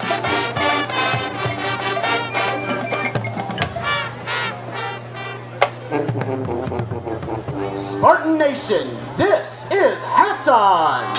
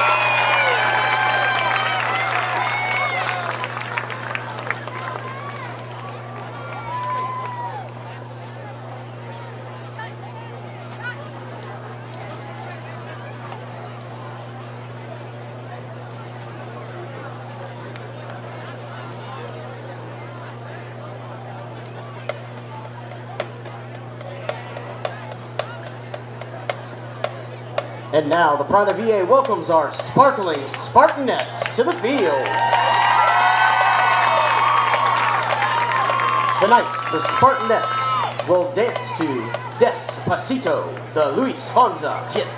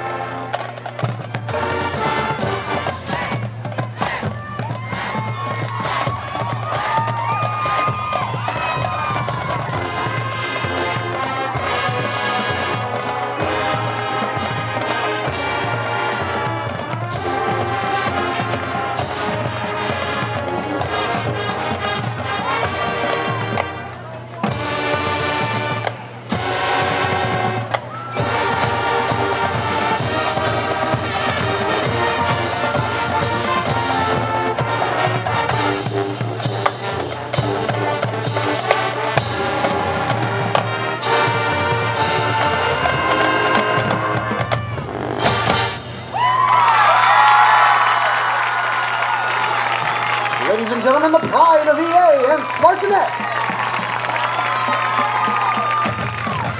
Spartanet sponsors Lauren Kutchler and Stevie Barlow. Band director Charles Lee. Thank you very much to the East Ascension Band and Charles Lee for a fine halftime show. And we are still joined by Troy Gautreaux, and we have a couple more questions for you. A couple of things that are kind of related to the bond renewal from a couple of years ago. We talked about the fields. What about the progress at East Ascension with their construction projects? Yeah, so the East Ascension High School is broken out in two phases. Prior to the bond, we had the funding to do a classroom extension, so it's about $9 million, and we're in progress right now. That's going very well.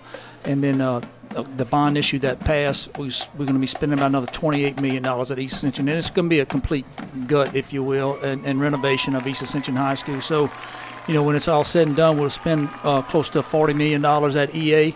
And it'll be a brand new high school, basically, a brand new campus. And we'll have the gym still remaining, but it's going to get overhauled. But the middle section from the mall back to the old lunchroom will be completely renovated or completely gutted and rebuilt. And then, of course, we're currently building that classroom extension, and it's all in a master plan, if you will, to fit nicely. So looking forward to that at East Ascension High School. It's our oldest high school, and for years we've been kind of putting Band-Aids on it, and it's just time. It's well over time to make some major enhancements there. Okay, and the other thing that a lot of people want to know that's kind of related to construction and the renewal and all that type of stuff is Prairieville High School. What is the status or progress report on that? Absolutely. So before the bond issue, we had spent some money on a previous bond issue to get the site prep ready. So we've done all that. We was in great shape to build a high school. The voters thank our community for supporting to build a new high school. When we budgeted back in 2019, we budgeted $69 million for a new high school. That's what our architects and our planning department came up with, did some detailed planning. Of course, COVID hits, and then inflation, and everybody knows the cost of lumber, the cost of materials, and the cost of labor is going skyrocket. So our cheapest bid coming back to build a high school is $99 million. So we're about $30 million short that we can change that we got to try to make up or try to find. So Jeff Pomeroy, he does a great job for us, and he's doing some innovative ways, working with our architects. We're looking at possibly not making the school quite as big and possibly saving some money there, but we're looking at everything in ways. We don't want to jeopardize the learning environment of the school. We want to make sure that the quality and everything is there. But keep our pencils sharp and look closely at construction costs and how we can do some innovative things to save some money. Yeah, and one of the reasons it's being built is because, the numbers of students and people in this parish are skyrocketing. How are the number of students going at the high schools this year? Yes, so I don't have the exact enrollment numbers, but here at Dutchtown High School, I think we're close to 2,400 enrollment. Sanamo High School is hitting 2,100, and then East Ascension is not far behind, around 2,000, a little over 2,000 students.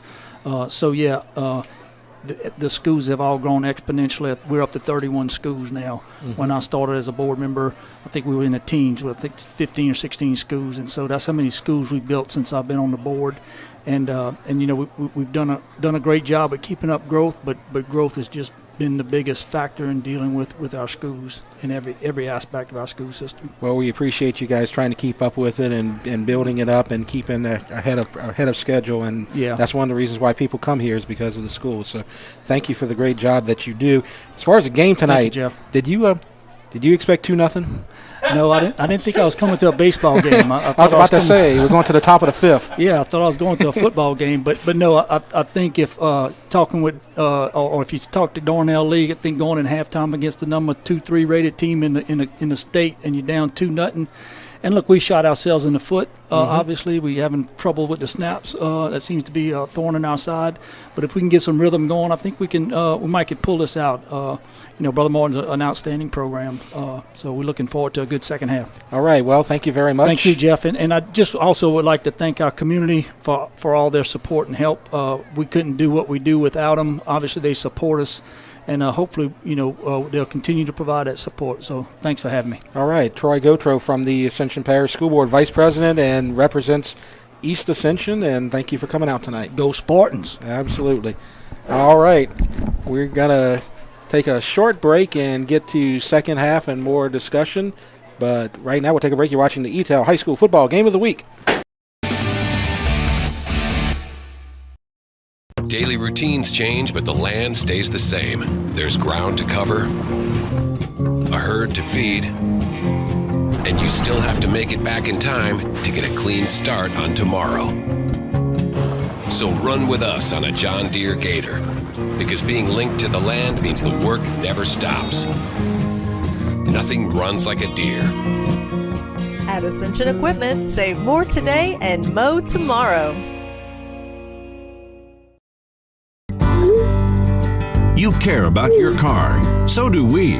Donaldsonville Glass and Body has been around for over 40 years, providing unparalleled collision repairs and customer service, especially when you and your car are having the worst day ever. When you demand exceptional workmanship, call Donaldsonville Glass and Body. Free pickup for your collision repairs and get it back as good as new. It's your choice, so why not choose the best? Donaldsonville Glass and Body. If you believe in me, I'll be the first one in our family to graduate college. I'll be the one to change our history of diabetes. I'll live a healthy life. If you believe in me, I'll know my worth is more than face value. I'll be stronger than a weak heart. I'll know 68 pounds carries weight in this world. If you believe in me, I'll believe in myself. Belief in our children can change their future. Our Lady of the Lake Children's Health. Piku Builder Supply, your one-stop lumberyard, provides an extensive selection of quality building supplies for your new construction and remodeling. We offer computer-aided estimating of your building and remodeling plans, as well as blueprint copies. From humble beginnings to becoming the industry leader in Gonzales and beyond, Piku proudly supports our local community because we believe in giving back to those who have had a hand in our success. Let the experts at Piku Builder Supply help you with your new project today.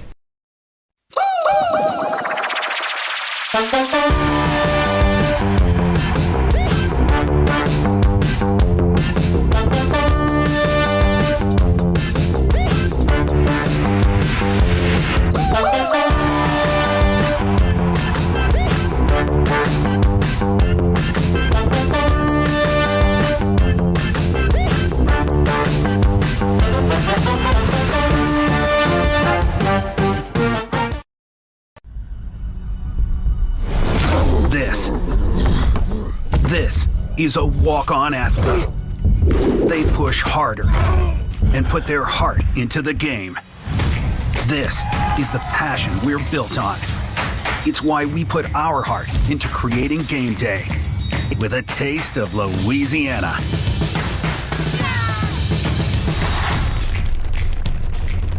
Walk-ons, we live for this. And we're back, and we are about less than a minute away from the opening of the second half, or the top of the fifth, as we talked about earlier. 2-0 is our score. Had a two-run double in the top of the third, and that's our only score. Well, actually, it's for real. It was a safety, a bad snap to the quarterback early in the first quarter, and since then it's been a complete stalemate.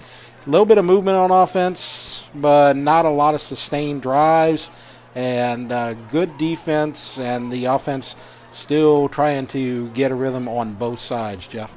Yeah, we're about to see. You got me now? Yeah, we're about to see if the adjustments that were made at halftime by each team, and you nailed it, Jeff. I mean, it's been back and forth field position game, and at halftime I went down in the stands and the bleachers and that kind of thing, talking to a few people, and one of the big consensus is that if they had to pick an MVP of the first half, East Ascension's punter is coming to mind. Kern is having a great day so far, and really has helped in that field position game tremendously. And to go from last week to this week, last week such a I don't want to say it was a disappointment, but it was frustrating. The special teams, the block punt, and just couldn't really get in sync. And Kern was frustrated with himself, but to bounce back, I said it in the beginning of the half, he has come back and really given East Ascension a chance to play good defense and have some field position. So hopefully they can break it open here in the second half. I'm sure Donnell and his defensive coordinator, Coach Pellegrin, and offensive line coach Murphy and Bell, they all try to figure out how to get some movement on offense, and we'll see if they can do it. Yeah, you mentioned Kern. And last week, we don't want to talk too much about it, but he did have a rough time with the block punt, the missed field goal, and there were some special teams issues. None of those tonight. And when you had the safety kick, he was kicking from his own 20, and he got it all the way down to the 5-yard line. And so now he's kicking from the 40, so we anticipate a touchback right here. His leg has just been booming tonight. So yeah, and I had talked to Coach Lee before, and that's what they try to do. He wants to kick, especially in high school. Once you cross the goal line, it's dead, and that's their goal, is not kick it high to the 1 like some coaches like and all that. No, kick it in the end zone. And last week he didn't get it into the end zone, and the opening kick was returned for a touchdown. It's a line drive, end zone, touchback, and that's value right there. Absolutely. Anytime that ball can go in the end zone in high school, you cannot run it out. It's not an option, and they got to start at the 20.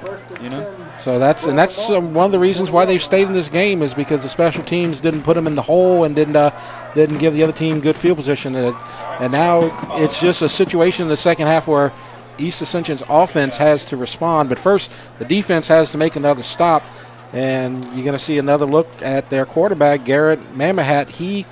He's been complete. He's started to get a little rhythm with those slants, but he's still kind of overthrowing a few of his receivers. We'll see what he does in the second half. Yeah, EA back in that 3-4 look, and with backers coming up now, so they got 8 in the box right here, Jeff. They think and run. And they're right, and gets through for 2. That's just a good job finding a little bit of a hole and just getting a little bit of yards. It's Torrey Lambert, junior running back, but looks like a player's down for the Spartans. Yeah, Coach Swacker was my offensive line coach way back in the day at Santa Ma. And one of the things he used to always tell us was, that first series of the third quarter is so pivotal. Yes. It sets the tone. It lets the other team know, hey, we made our adjustments. Here we are. So very pivotal opening drive, especially since Brother Martin has it. If EA can respond, set the tone, get good field position, and drive back down the other way and get a score, this whole game turns around. Yes. So this is a very important series right here. So the injured player, it looks like just cramps, and trying to get him back. That's number 43, Ty Andre Hayes. He is the Mike linebacker for East Ascension, and I've had those Charlie horses, and they're just, you can see kind of you got that sore walk back to the sidelines. I've had that happen before. Yeah, and it doesn't get any better the whole course of the game. It's hard to go back. You can't drink enough. You can't hydrate enough. It's just kind of lingering there the whole time, and it just makes it tough. But sophomore again, young guy. Coach Lee has been playing some young talent, and sometimes just got to learn to hydrate better. 2nd and 7, and another handoff in a big hole this time, but closes quickly. Yes. You're exactly right, Jeff. Great minds think alike on a 2-yard gain. So it's going to be 3rd down and about 5, maybe 4. Let's see what he spotted. Looks like he's going to get a good spot. I tell you, that defensive line of East Ascension is impressive. They held all the linemen up. You couldn't get to the backers, and it looked like they had a little bit of a hole, but the backers are able to close and make the tackle. I mean, that's textbook defense. And they got depth and a good rotation, too, out there. So they got lots of guys they can throw at you. 3rd down and 4, a short 4. Mamahat shotgun, looking at a flag. And so clock was at 12 on the play clock. So this must be some kind of movement. Yeah, well, I noticed defensive back there, number 27, Lamar Bolden, on that play. When Brother Martin went in motion, he starts clapping and he's yelling and hollering. He's talking to, lots of communication out there. And another sophomore, and he's out there communicating. He's seen something he didn't like or he recognized, and he was letting everybody know about it. And it was actually a false start on or illegal formation on them. They lost a lot of players on defense the last couple of years, and they've always had great defenses and just great pursuit. And now it's 3rd down and long. Mamahat fakes, now looks downfield, receiver there, overthrown, incomplete. And good coverage again. They're trying to get to Oob.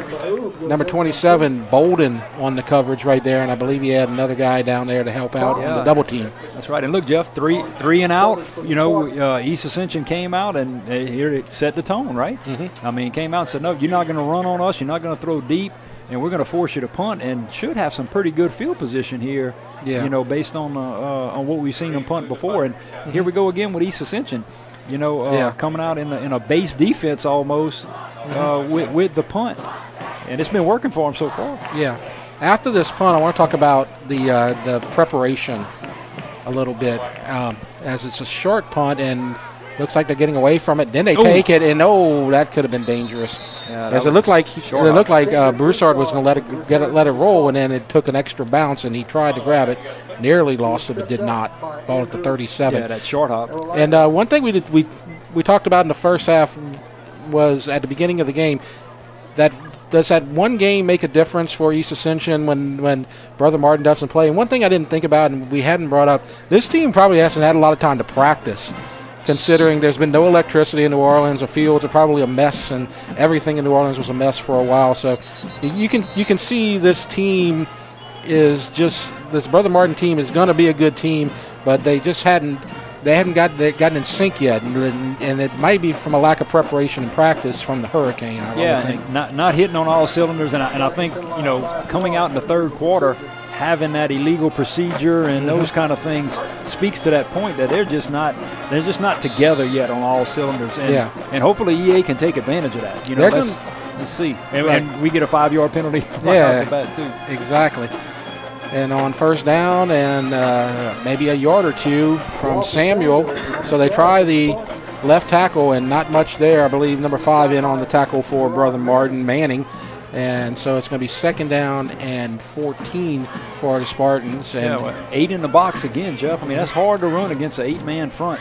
You only have 5 down linemen to block 8, maybe a tight end. That's 6, and that's about it. It gets pretty difficult at that point. So 3 receivers left, 1 right on the short side. Dunn setting up the screen and breaks a tackle, and now he's got some room to run, breaks a tackle, and Samuel does a good job when he's got open space, finding a few extra yards. And he's the big back, but he still is able to get free and get a first down. Yeah, that was a great play right there. The offensive linemen, they let the screen guys go through, and then they were leading out front. I love seeing those big guys get down the field a little bit and open up the line for the running back there. But that was a good play. Yes, it was. And now we have a break in the action again, as we have you can see on the far end on the left side another, this time on the Brother Martin side, a cramp stretch right now. So that's what it most likely is. And so while we got this break, why don't we talk about next week's games? And next week's games are kind of fluid, and that was the word we used last week. And you have Dutchtown versus to be determined. It's their homecoming, and they're supposed to play Cy Academy, but as we said earlier, Cy Academy, they're just not ready to play yet. They're in New Orleans, and a lot of New Orleans Parish Public Schools are still kind of trying to get themselves in order. So we've been told that there will be an opponent next week. We just haven't figured it out yet. And East Ascension is also looking for an opponent. They have an open date. They're trying to find an opponent, but they don't have one yet. So right now it's still an open date. Talking to some of the ADs, I think what they're trying to do is find the New Orleans schools that can't make it. Who are they playing? Yeah. Call them. Did they have? So I think what you're going to see is a lot of move in classification, just trying to play anybody they can, not necessarily like talent, maybe I guess you would call it, or like classification in school. You might see some 2As playing 5As and 4As playing 1As and things like that, just to get games in. Exactly. I was told by a couple of people on the East Ascension side that it has been tough so far, but they're still trying to figure out who's playing who. 1st and 10, and a run for a couple of yards, and that's about it. Ja'Cory Johnson comes in. Johnson looked like Samuel on that, man. He lowered his pads and went in and picked up some tough yards. He's normally that scat back type. And, here we go. Here comes big Aiden Joseph in. Yep, First time we've seen him on offense, and they got him listed back there at fullback. And I tell you what, man, you don't want to get in that guy's way. And he got a touchdown last week. Yeah, that was impressive, wasn't it? He went crazy after that touchdown too. Oh, I would too. The big guy comes in on second down. Back. He's the sniffer back, as you said. And he takes out the left end. loses his helmet on the way. And by the way, there was a run up the middle for about 4 yards. It's fun to watch him, though, because everybody's watching Aiden Joseph. He had a little pancake block there, and he did a good job. Yeah, toward the end of the last game, the big man was wore out a little bit last week. So it's a 3rd down and 1, and they're going to save him for another opportune moment, I believe. Another impact play on the way, I'm sure. 3rd down and 1, and Johnson, he's going to get it. He's not going to get it. Man. He gets the ball, but that's all he got. Did not get the first down. No, it's going to be 4th, and they're going to go for it. Yeah, right Samuel comes running in right off the bat. No hesitation right there. And Coach Lee's trying to set the tone for this 3rd quarter. And look, Big Joseph's coming back in. And fullback, sniffer back. We'll see where he goes. And if I'm Brother Martin, defensive coordinator, I'm following 99. The ball is going to go around 99. That's what I would think. Yep. All right, Ramlett was the person I believe made the tackle, so that was a nice job by It looks Ramlett. like here they're going to do that quarterback sneak, and now in high school you can push the bush from push. behind. Yep, there you go. And look, he's gone. He's going to score. He got through. Wow. How about that? Jeff, touchdown, Spartans. Unbelievable. You see that so often, and so the awareness and athleticism of Dunn to be able to stay up in that pile and not go down. But on 4th down, Brother Martin, the Crusaders, sell the form, and they go to stop the pile. And that was not a situation where he had stopped and kind of the scrum was ending and they getting ready to blow the whistle. He broke through. He did, and that was impressive run by Dunn. So we finally got an offensive highlight play. Extra point is good, and it's 7-2, and there's some offense. I've been waiting all night. And how about for setting the tone, huh? We talked about it coming in. The big boy. Big, yep. But kudos to Coach Lee and his coaching staff for the Spartans. He got his team ready. They made some adjustments. Good job. 7-2. You're watching the high school football game of the week. Introducing outage text alerts from Eatel. Sign up is quick, free, and easy. Stay informed, receive updates, and get emergency messages. Plus, our outage text alerts will notify you when there is a service disruption in your area. Sign up in 3 easy steps. Just log into your account, go to account settings, and select text notifications. It's that simple. So, sign up today at myaccount.eatel.com. And it's 7-2. East Ascension with the lead on the 4th and 1 quarterback sneak that broke all the way through for a touchdown by Troy Dunn. How about that, Jeff? And how about this crowd tonight? It looks pretty good. The crowd is loaded up. They are raucous now. The Too Much Blue crew is going crazy. Dutchtown High Stadium holds about 3,700. And I'd say we're pretty close to capacity here. I'd have to say 3,500. You got a few standing around. And the kick. And it's going to bounce, and it goes to the end zone again. Yeah, Good we got job. lucky on that one. Yeah, and Brother Martin. Look, you can see it right there. They brought a crowd too. They travel well. That's a little bit over 1,000 seats on that side, and it's packed. Yep. So between band and cheerleaders and everything else, they're close to 1,000 strong. And I'm noticing the Brother Martin cheerleaders. They got girls, they got boys. They got 20 or 30 of them down there. The dance team had 20 or 30. It was huge. So the Spartans have definitely came west from Gonzales and taken over Griffin Field here like it's their own. Absolutely. They have a 7-2 lead on the number 3 team in 5A in LHSAA. Perhaps an upset brewing. We hope so. First down. Handoff. Broken tackle and gets to the 26. That's a nice hard tackle there by the EA defensive line. As Lambert on the carry. Sidney Joseph, 36 right there, man. That was a great backside tackle. Right. He started at nose guard, and you see Riante Jones in there occasionally, as well as Aiden Joseph. 2nd and 5, short 5, and a pass. And that route was jumped, and I believe that Bouvet was looking for the pick six. Make that Bolden, number 427. Got another cramp, Jeff. Yep. And that let's see who that is.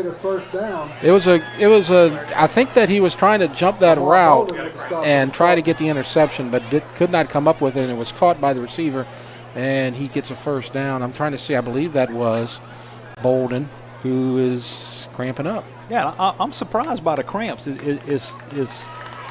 heat has been very mild. It's been mild the last week. Had a little cold front, cool front that came through, I expected some cramps last week. Yeah, because it was hot and it was heated in the first week and all that. And then actually, I think we're seeing more cramps tonight than we did last week. Yeah, we caught a break because you had that tropical storm that was supposed to come and dump all kind of rain here, and we got some rain Monday night, Tuesday into Tuesday night, Wednesday morning. Right now it's been a nice day today here in Ascension Parish, and so the anticipated effects really didn't come through, and we're very blessed and lucky for that. Absolutely. So it's 1st and 10 at the 31-yard line. And we talk about like the rain and all that. Good thing we got turf out here. Absolutely, we can keep playing these games. Look, the Spartans got Riante Jones at linebacker now. I know he was a linebacker last year. He'd been playing that nose guard and defensive tackle, but they put him at linebacker. And the pass is caught. That's just a beautiful pass. Good downfield. Good catch. And once again, I think, you have Clayton Leonardo going against Brennan Thompson. I think there's a big height difference there. And that ball was thrown up where only Leonardo could go get it. It was a great throw, and he was covered. He just went up and got the pass. 1st and 10 and a whistle. Let's see, that's going to be the hydration break. It's 5:58 left to go. And we talked about a potential upset brewing between East Ascension and the number 3 school in the state of Louisiana in 5A. Why don't we take a look at those rankings while we have a chance? And you see East Ascension is going to play 3 of those teams, or have played or will play 3 of those teams. Number 1, Catholic High. Number 3, Brother Martin. They lost to number 8, Scotlandville. And then you got the rest of them, and it's the same teams every year early on. You see right there. And even Acadiana losing, they're still at number 4, and they're probably still going to be up high all year. Yeah, and you talked about it earlier about Coach Lee, scheduling tough opponents. And, he doesn't back down from anyone. And I know week 1 it was coming out of the hurricane. Can we play? Can you not play? How soon are we going to get back in schools and all that? Coach Lee had Zachary lined up. Yeah. Who's number 2. Exactly. So, talk about a tough schedule coming out to shoot. And this game only happened because Destrehan had to can't play right now. So that was an excellent team that they lost and picked it up with Brother Martin. And that was a nice run, close to a first down. It is a first down, I believe. First down, and that was some push up front. And once again, EA's still running that 3-man front with the 4 backers. And Coach Lee's making some adjustments by putting Riante a bigger linebacker in there, trying to stuff the run. Yeah. Riante was not a starter here tonight. Pass dropped by number 7. I tell you what, Sidney Joseph had some pressure on him. He put the quarterback on his back on that one right after he threw that ball, and it might have had a little bit to do with it being high, but he was all over him. If we got a second, we can get back to the point about scheduling these teams, and Coach Lee loves to do that. And last year, when you had those COVID cancellations, he wouldn't schedule Bird. Yeah, so, I mean, that's one of the things that he does. And on 2nd down and a nice run up the middle for about 7 yards. So as this game right here, you lose a Destrehan, and then you schedule an even tougher opponent in Brother Martin, and that's just his philosophy. That's right. And look, Jeff, I don't know if you notice this or not, but it looks to me like Brother Martin is picking up the tempo. Yeah, I can tell. They are starting to go faster. 20-something seconds on the play clock. Mm-hmm. They are making EA not rotate as much, and maybe they're trying to wear them out here. Yep. 3rd down and about 4. And a fake and a pass. Picked off. And there's lots of room if you can get past him. Mamahat, and he does, and gets to the 46-yard line. And that was just the short guy coming and stepping in front of the route and got the Joshua Burfect there. That was he just sat in the zone right there and made a great play on the ball. And big turnover for the Spartans. The defense comes through with the first turnover of the night. And tell you what, I just keep going back. EA's bringing the juice in the third quarter here. Yes. And so they went in. Maybe they feeling at home at Griffin Field. I don't know, but they coming out and they look like they are being the more assertive team. Yes. Over Brother Martin right now. And they started out slow last week as Scotlandville took the 14-0 lead early, and then they came back and tied the game before halftime. So they're going to get a sideline warning on East Ascension. Maybe got a little bit too happy on the interception. A little bit. You can't blame them. I'm a little bit excited, but I thought the ball was going to be a little bit further up than that, wouldn't it? Well, there was a penalty. Was a penalty? Yeah, yes. I didn't get to see it. I got wrapped up in the right. You were watching the sideline celebration. No, there was a penalty for an illegal block, and that'll push it back to the 30. I know the Spartans are very creative. I mean, they got to be a belt, they got to be a chain, some kind of turnover. Right. Turnover reward. I just can't tell what it is. And on first down, there's a little end around that's going nowhere, and now tries to reverse his field, and it makes it even worse. Tough play there, and a big defensive play by Brother Martin as Brennan Thompson is dropped for a big loss. You know, EA keeps up with the time, so Jeff, you know, I think Dutchtown last week had the belt. Yes. You know, when there was a turnover, and so I know East Ascension, Miss Andrews is creative. I guarantee you they got something down there. I'm gonna try to figure out what it is, but they're rewarding the interception, no doubt. 5-yard loss on the play. 4:10 left to go in the third quarter. 7-2 is our score, and we have a whistle, and we have another injury timeout. And so we'll see what's happening with that. We'll take a break while this is happening. You're watching the Eatel High School football game of the week. The athletic training staff of East Ascension High School would like to thank Ascension Equipment, Donaldsonville Glass and Body, Our Lady of the Lake Children's Hospital, Piku Builder Supplies, Ross Downing Chevrolet, Wash and Roll Express Car Wash, Austin Fire Systems, SKR Construction, Walk-Ons for their support of the EA Sports Medicine Program. 7-2 is our score. East Ascension ahead of Brother Martin, and we have 4:07 left to go in the third quarter. Troy Dunn with the quarterback keeper for a touchdown that gave them the lead as the short pass is complete to Hobby for a short gain, and it's going to bring up third down and long. Yeah, Jeff, I want to give a shout out to Coach Matt Lambert of Central Middle School. He's wiping down the windows for us so we can see the game. Appreciate you, Coach Lambert. You make too much money. Coach Lambert's trying to get some funding for his Central Middle School team, but Coach Lambert does a great job, as well as Coach James Casey of the feeder system schools, Gonzales Middle and Central Middle, that has a lot of these kids on the field playing. My daughter plays trombone at Prairieville Middle, and I saw them play Central, and Central had some athletes last year. Oh, yeah. Third down. Dunn downfield. Caught out of bounds. Wow. Incomplete. Trying to get to number 2. Another play right there, Jeff, by Dunn. This time rolling out, you know, the same way to his left like he did earlier on the play we had on the near sideline in the first half, looking downfield.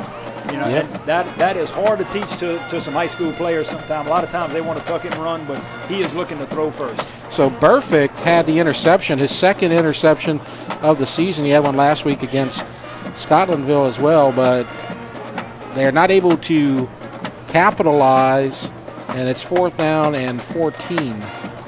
Let's see if Kern can keep his magic going, huh? Yep.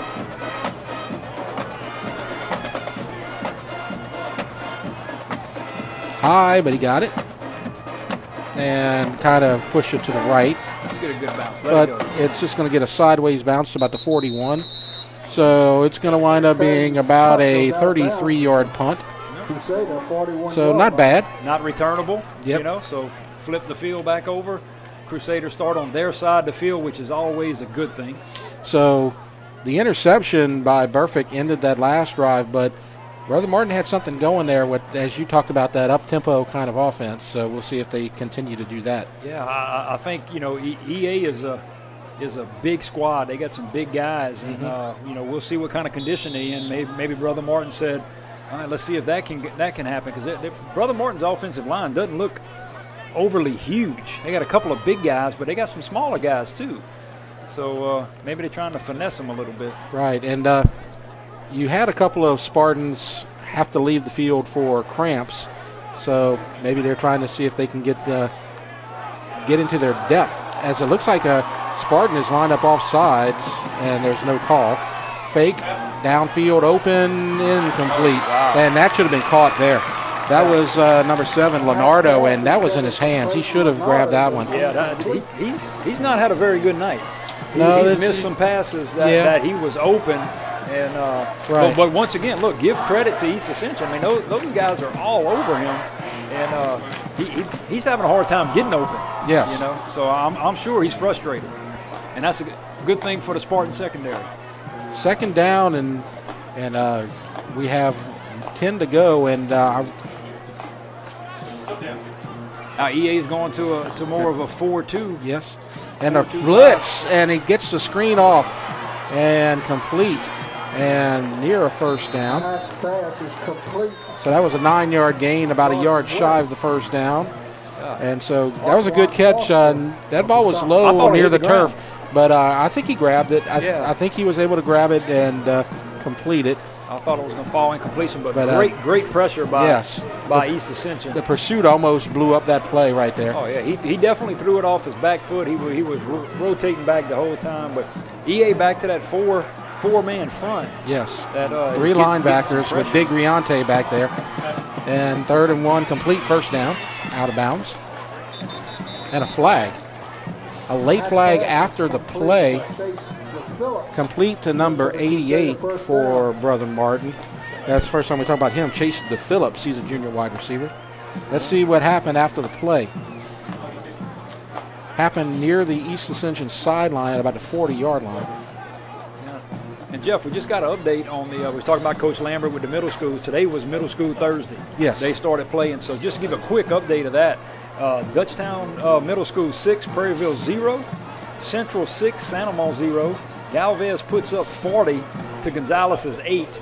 Laurie beats Bluff 30-6, and Lake had a bye. So it's good to see the middle schools get back in the contest and able to play. And I'm sure those middle school coaches were happy for that. But a little bit, some low scoring, some high scoring. Kind of weird. So a penalty is going to negate the first down, as it was a block downfield, and they assess it from where it happened.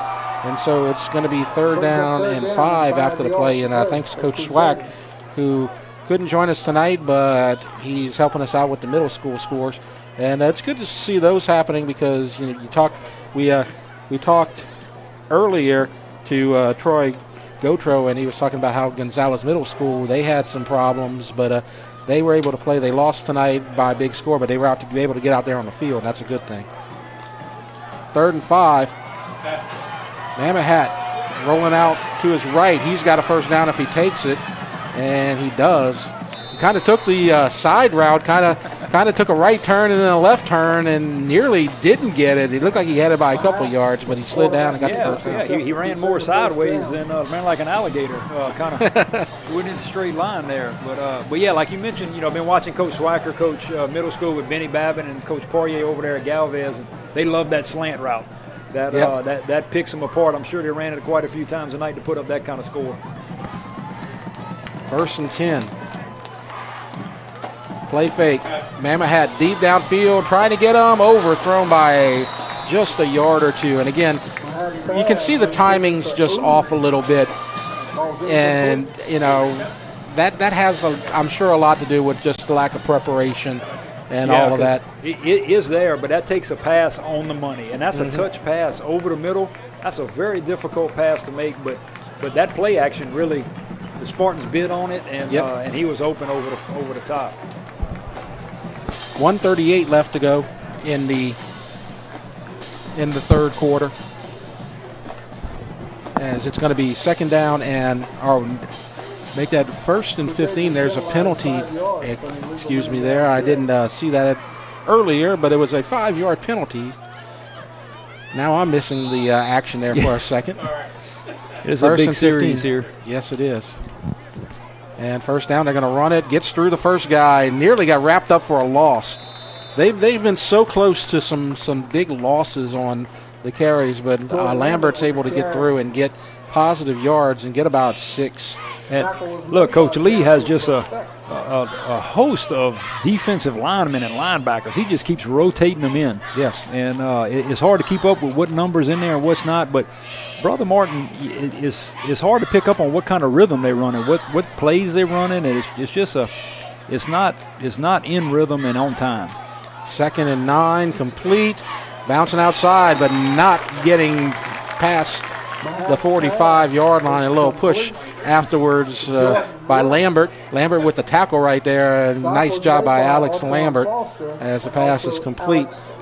Yeah, tracked him down from behind there, and Lambert's been playing that right defensive end, and the left offensive tackle and offensive guard is pretty big. Yes. He's been pushed around a little bit, so a little bit of frustration there. I got through on that one, buddy. Absolutely. 3rd and 8. Man in motion. And the quarterback keeper again. And will he get past the man? Yes, he does. And that's close, probably a first down. That looked designed to me, Jeff. Yeah, absolutely. That looked like a design keeper. He took 2 steps back and took off quick. Yes. I think that was designed and not on the quickness and aggressiveness of the defensive line of East Ascension. He knew they were coming, so he just let them come in and ran right by them. Right, and both first downs on this drive are via his feet. So 1st and 10. No, he gave it to the back, and that picks up about 4 yards. Lambert. Yeah, and look, Lambert did his job on that. His job is to contain on that play, and he cut him back in and tripped him up, and linebackers made the play. So Lambert trying to get the assist on Lambert as the third quarter ends. And our score 7-2. East Ascension outscores Brother Martin 7-0 in the third quarter. We're going to go to the fourth quarter. This has been a good one, and we expect a good finish. We'll take a break. You're watching the Eatel High School Football Game of the Week.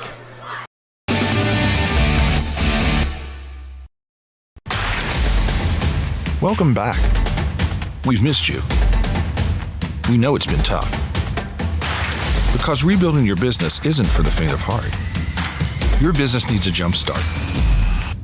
And we're here to help. Introducing Surge, symmetrical speed fiber internet from Eatel Business. Revved up data speeds at 30% off, plus 3 months free. We're glad you're back, and we're here to make your business surge.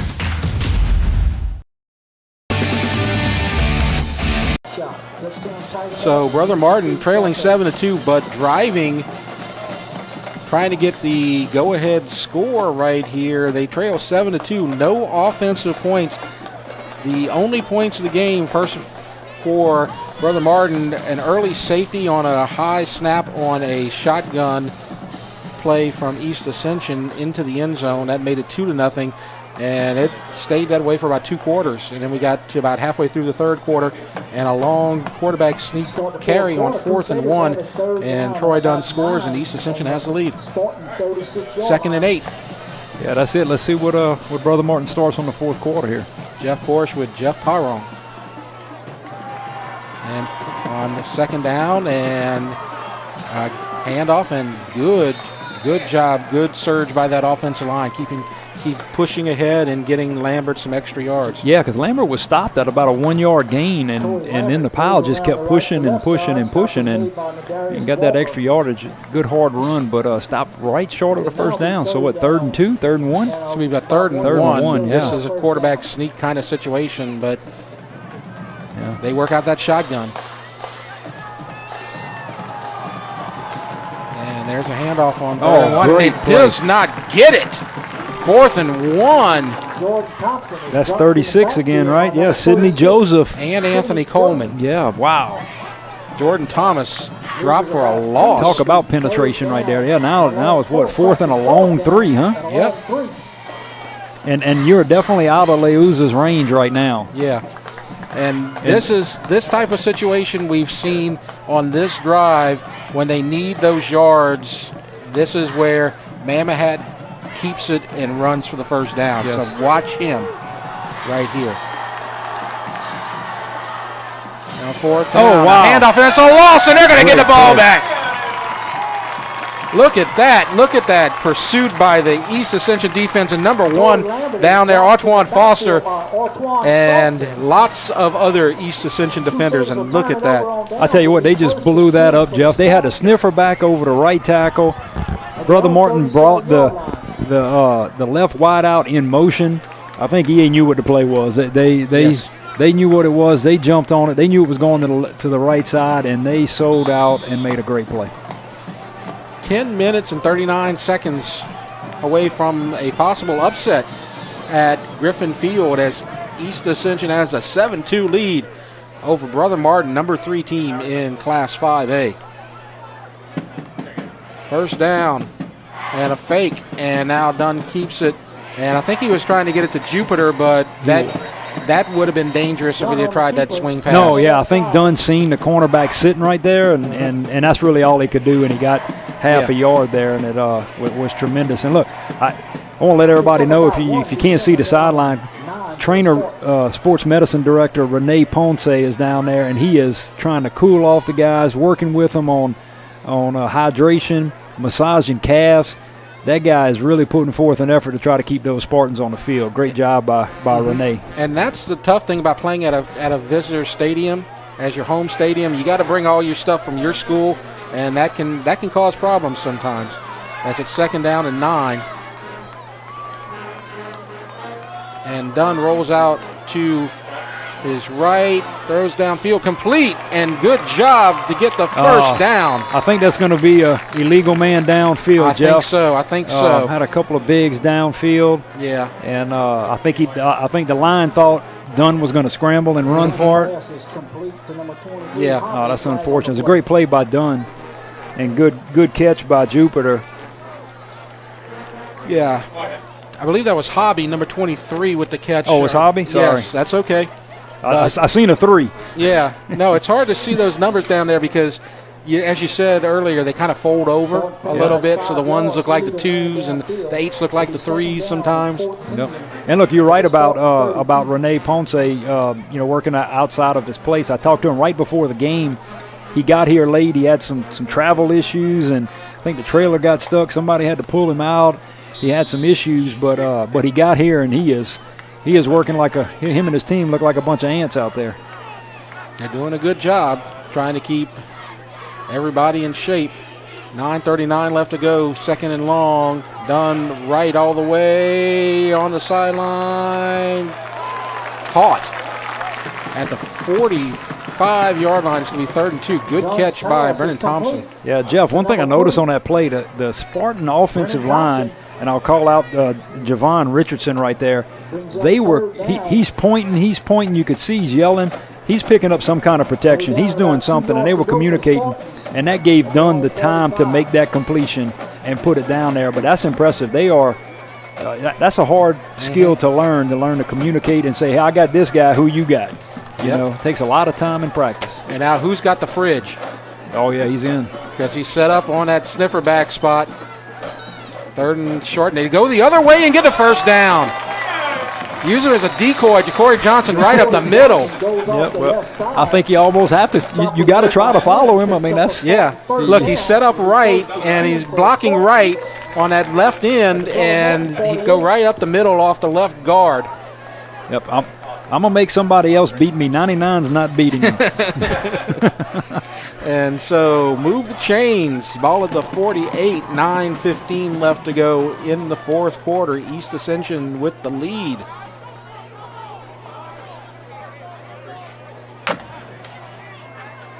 And Dunn out of the shotgun. Handoff up the middle. And Johnson pushing ahead, and that's not the guy you would expect. You talked about that. He's kind of the speed back. He's kind of the lightning of the Thunder and Lightning right there, but he's getting the yards up the middle. The offensive line is getting great push right now, and that's comforting in the fourth quarter. A little bit over 8 minutes left in the fourth quarter, and you're able to push like that. Yep. That is good. Johnson stays in. He's left of Dunn. And there's a pass complete, little quick pass to the left, and that's a first down, I believe. Ja'Cory Mitchell with the catch. They're going to be at the 37. That's a first down. And he got out of bounds, stopped the clock there. I'm sure they you want to keep this thing going and keep it running, tick, tick, tick on that clock. Right. It would have made it perfect if he could have stayed in bounds. That's for sure. Now it's 1st and 10, 37-yard line. And points on this drive are critical because a field goal makes it 10-2, and that's a touchdown, 2-point conversion, or a touchdown makes it a 2-possession game. Handoff, and cannot break the tackle, loses it, but he was already down. And so Johnson with the carry, tries the left side, not much there. It's going to be 2nd down and 10.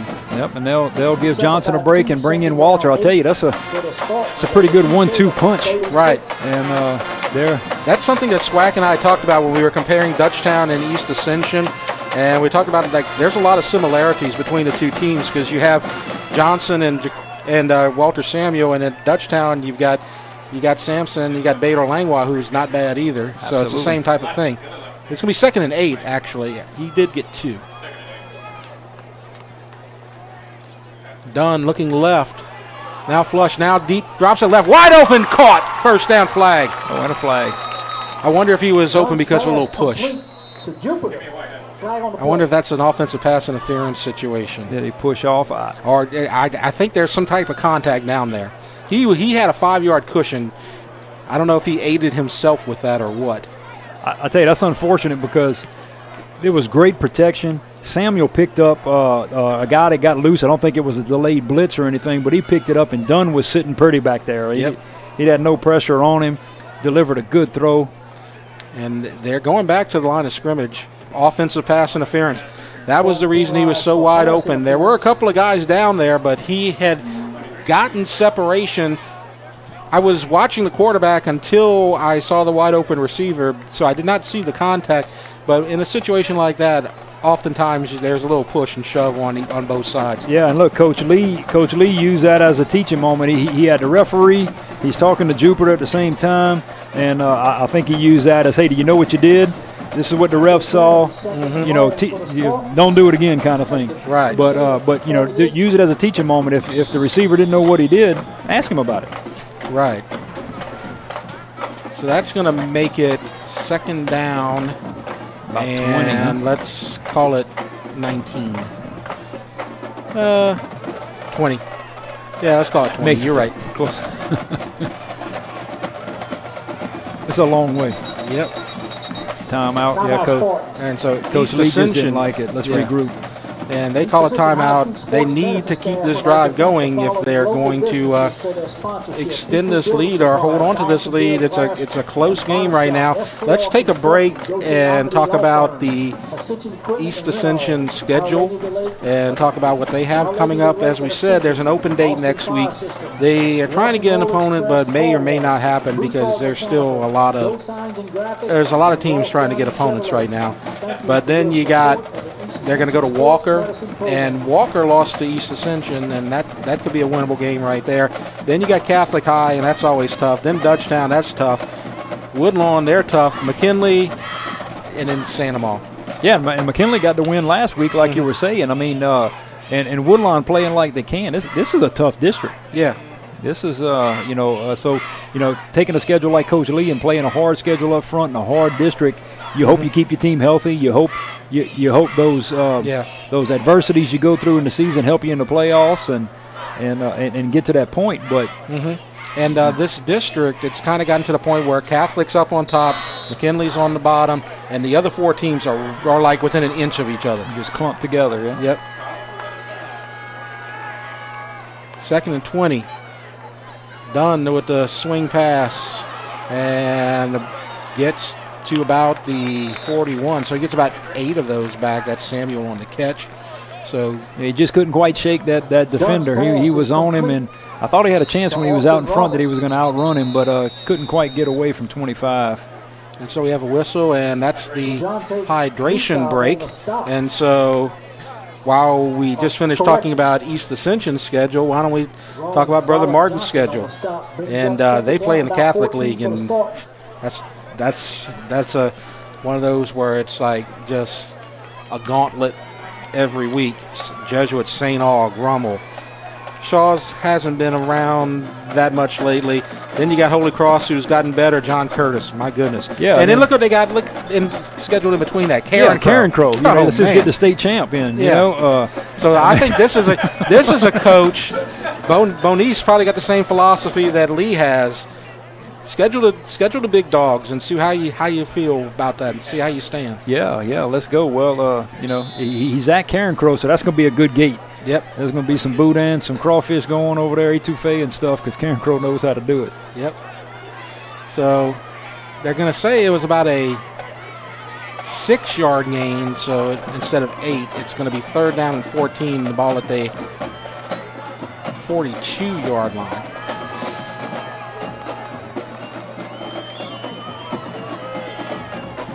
And there's a handoff, and down to about the 37. I believe that's Johnson on the carry. And so it's 4th down and about 8. They may go for it right here. They might. I'm wondering, you're only up by 5 with 6 minutes left. Your defense has been doing it. Do you want to give them the ball back? Do you want to pin them?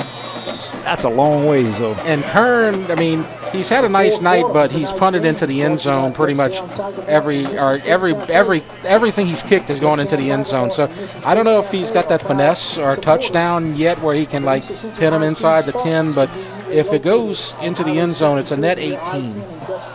Yeah, that's the only thing I'm going to look. My defense is playing great. Yes. If I'm Coach Lee, and if they got to go 80 yards, versus what's that? 62. I know it just does something to you to have to go that far. Yeah, and that's a lot of green. Right. I see Kern over there at about the 40, and he's not part of the huddle, so that gives me a clue. Yeah, he's. Maybe he'll take a shot and go deep, or and give it a shot at the end zone, maybe interference, or even score. We saw that in the first half. They tried that home run ball on 4th down at about this type of situation. Yeah, because if they intercept it, and you get your gain. So, but the defense is playing well. So, hey, roll the dice, Coach. Look at the trips to the left.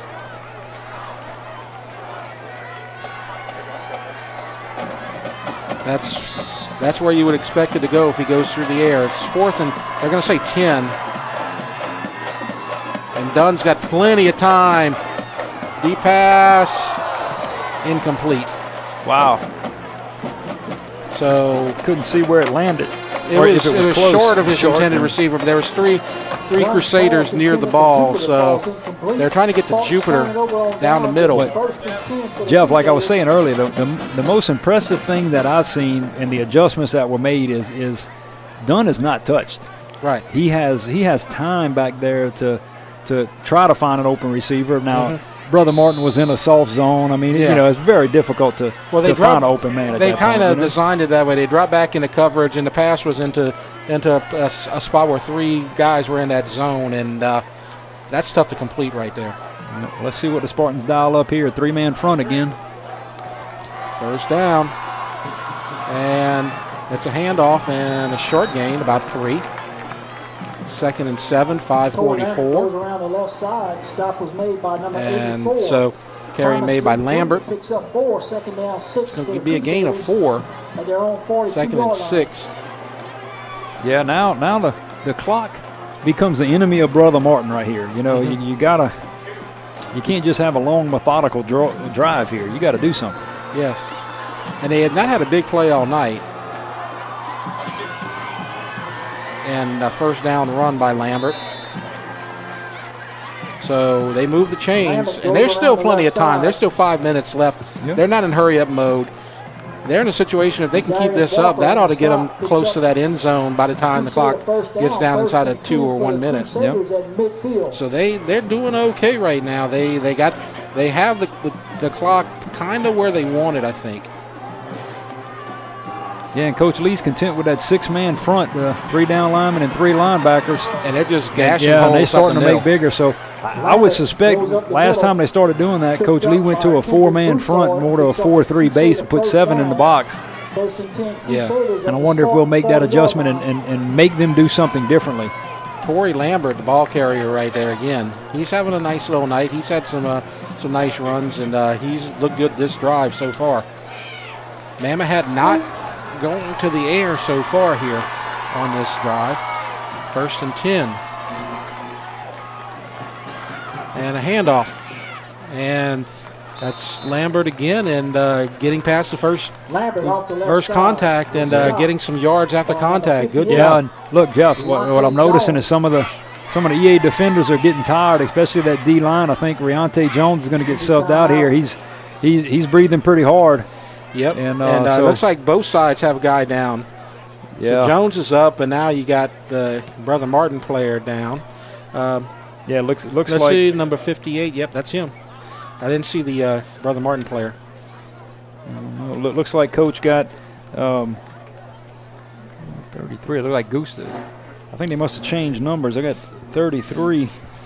Yeah, not sure. Can't see, but he's he's not a DB, and but he's one of the rotated in defensive linemen. So we got a break right here, and let's talk about what we had pregame with Monica Arnold and Jeremy Terrio from Eatel, and they're talking about a lot of the cleanup and getting people their Eatel back and things like that. Let's talk about some of the things they talked about, like what you should do and what you should not do. And so, customers, do not touch any wires. That's just a good general rule of thumb everywhere, because you don't know where it is. You don't know if that wire is live, and you don't want to do that. Just don't do it. And some of the things they want you to do is be kind, be patient. Everybody's trying their best out here, and just understand that there's a lot of people that are out of service and need stuff. And I know it's been 3 weeks for a lot of people, and there's a lot of impatience out there, but they're trying to get out there. And so if you get the opportunity, talk to a tech or a rep and just be patient. And when you make a call, just make sure that you are. The graphics on the Facebook page. Yes. Okay. And so when you make a call, just make it one time, and it's in the queue. And this is on the Facebook page, and the other information about that is there. The restoration dates. They're working on Dutchtown and Galvez right now. Then they're going to Gonzales, Sorrento, Raceland, Gaines, Matthews, and Lockport. So they're getting to you, and they're trying to get to you as fast as they can.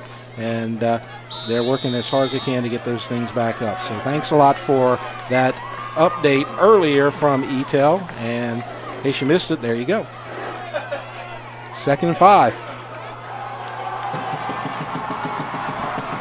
And they're going to fake it to Lambert, and there's a pass wide open. Oh, it's dropped on the Karam as the receiver had it off his shoulder pads, and nearly an interception. And that would have been that would have put EA in a hole. Yeah, that was what, Foster? Yeah, right Foster. there. And I think he just wasn't ready for it. Right, and, it just eluded him from. It was just a little bit too much to his left. Yeah, Jeff, you talked about Eatel during the hurricane and all that, and power went out for me and a few others, and we hooked an inverter up to the truck and got our Wi-Fi back up so we could talk, and ran like a champ. Yep. So we appreciate the efforts of Eatel for sure. Yes, and I was able to get mine back in quick order as well. And on 3rd down, and it's going to be a 4th and a go for it type of situation. Yeah, this is a big play. I mean, once again, you're way out of field goal range, but that does no good for you right now. 7-5, but way out of the range, be a 50-yarder. This is where he has to. This is where they just swaddled Lambert on 4th down previously in a very similar type of situation on the last possession. We'll see what they do here. I would expect play action and some type of pass from Mammoth because they went all out on that run last time. 4th and 2. And Mamahat keeps it. And he's been getting it on his feet in this entire second half. Yep, and every time on that third, fourth down time, he's got right at it. You know, not much more, but right at it. Exactly. And so that clock now starting to become a factor, 3:10. 3 timeouts, I believe, for Brother Martin, so they're still in good shape. East Ascension just needs us to make a stand and keep them out the end zone. They have not allowed a point on defense all night. Just outstanding. Yeah, and look, the play clock's down to 10 right here. It's getting close, and they're not set yet, so he's got to do a quick snap. So Mamahat. Lambert. Good hole, 5 yards.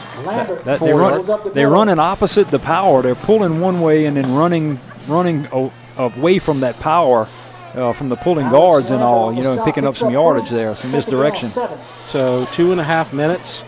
And Jeff, I love working with Swag. He's always fun and he's got good insight. But when we do games, it comes down to the wire. Yeah, I got maybe. It's been fun. Jeff Square brings good games, man. That's what it is, huh? Yep. 2nd and 7. And the handoff to Lambert, strung out, gets a couple. Late flag. I hope that's not a face mask. I think it might be. Yeah. It's hard to see. We're on the other side. Well, the back judge threw it, coming off the corner and the edge, and that's normally a defensive penalty. On the left side, stop was made by Nadarius Walker as a flag on the play. So they're talking about it, and I don't think it's going to be good news. Nope. And East Ascension's rotating a lot of bigs right now coming out, and I don't know if they suspect maybe a pass play here or what, but it looks like they're going a little bit leaner. Maybe the bigs are just getting tired. They've been out there a long time. It's been a 5.5 minute drive already? Yep. They got it at about the hydration break. Yeah. So we got about 3 to 4 minutes at this point. And so they're going to assess it. This is going to be a half the distance penalty. So wow. now the clock with 1:59. They're timing this perfectly so far, as their coach just doing a good job. Yeah, clock management, huh? Absolutely, is Mark Moniz, and he's a veteran coach, and he knows what he's doing.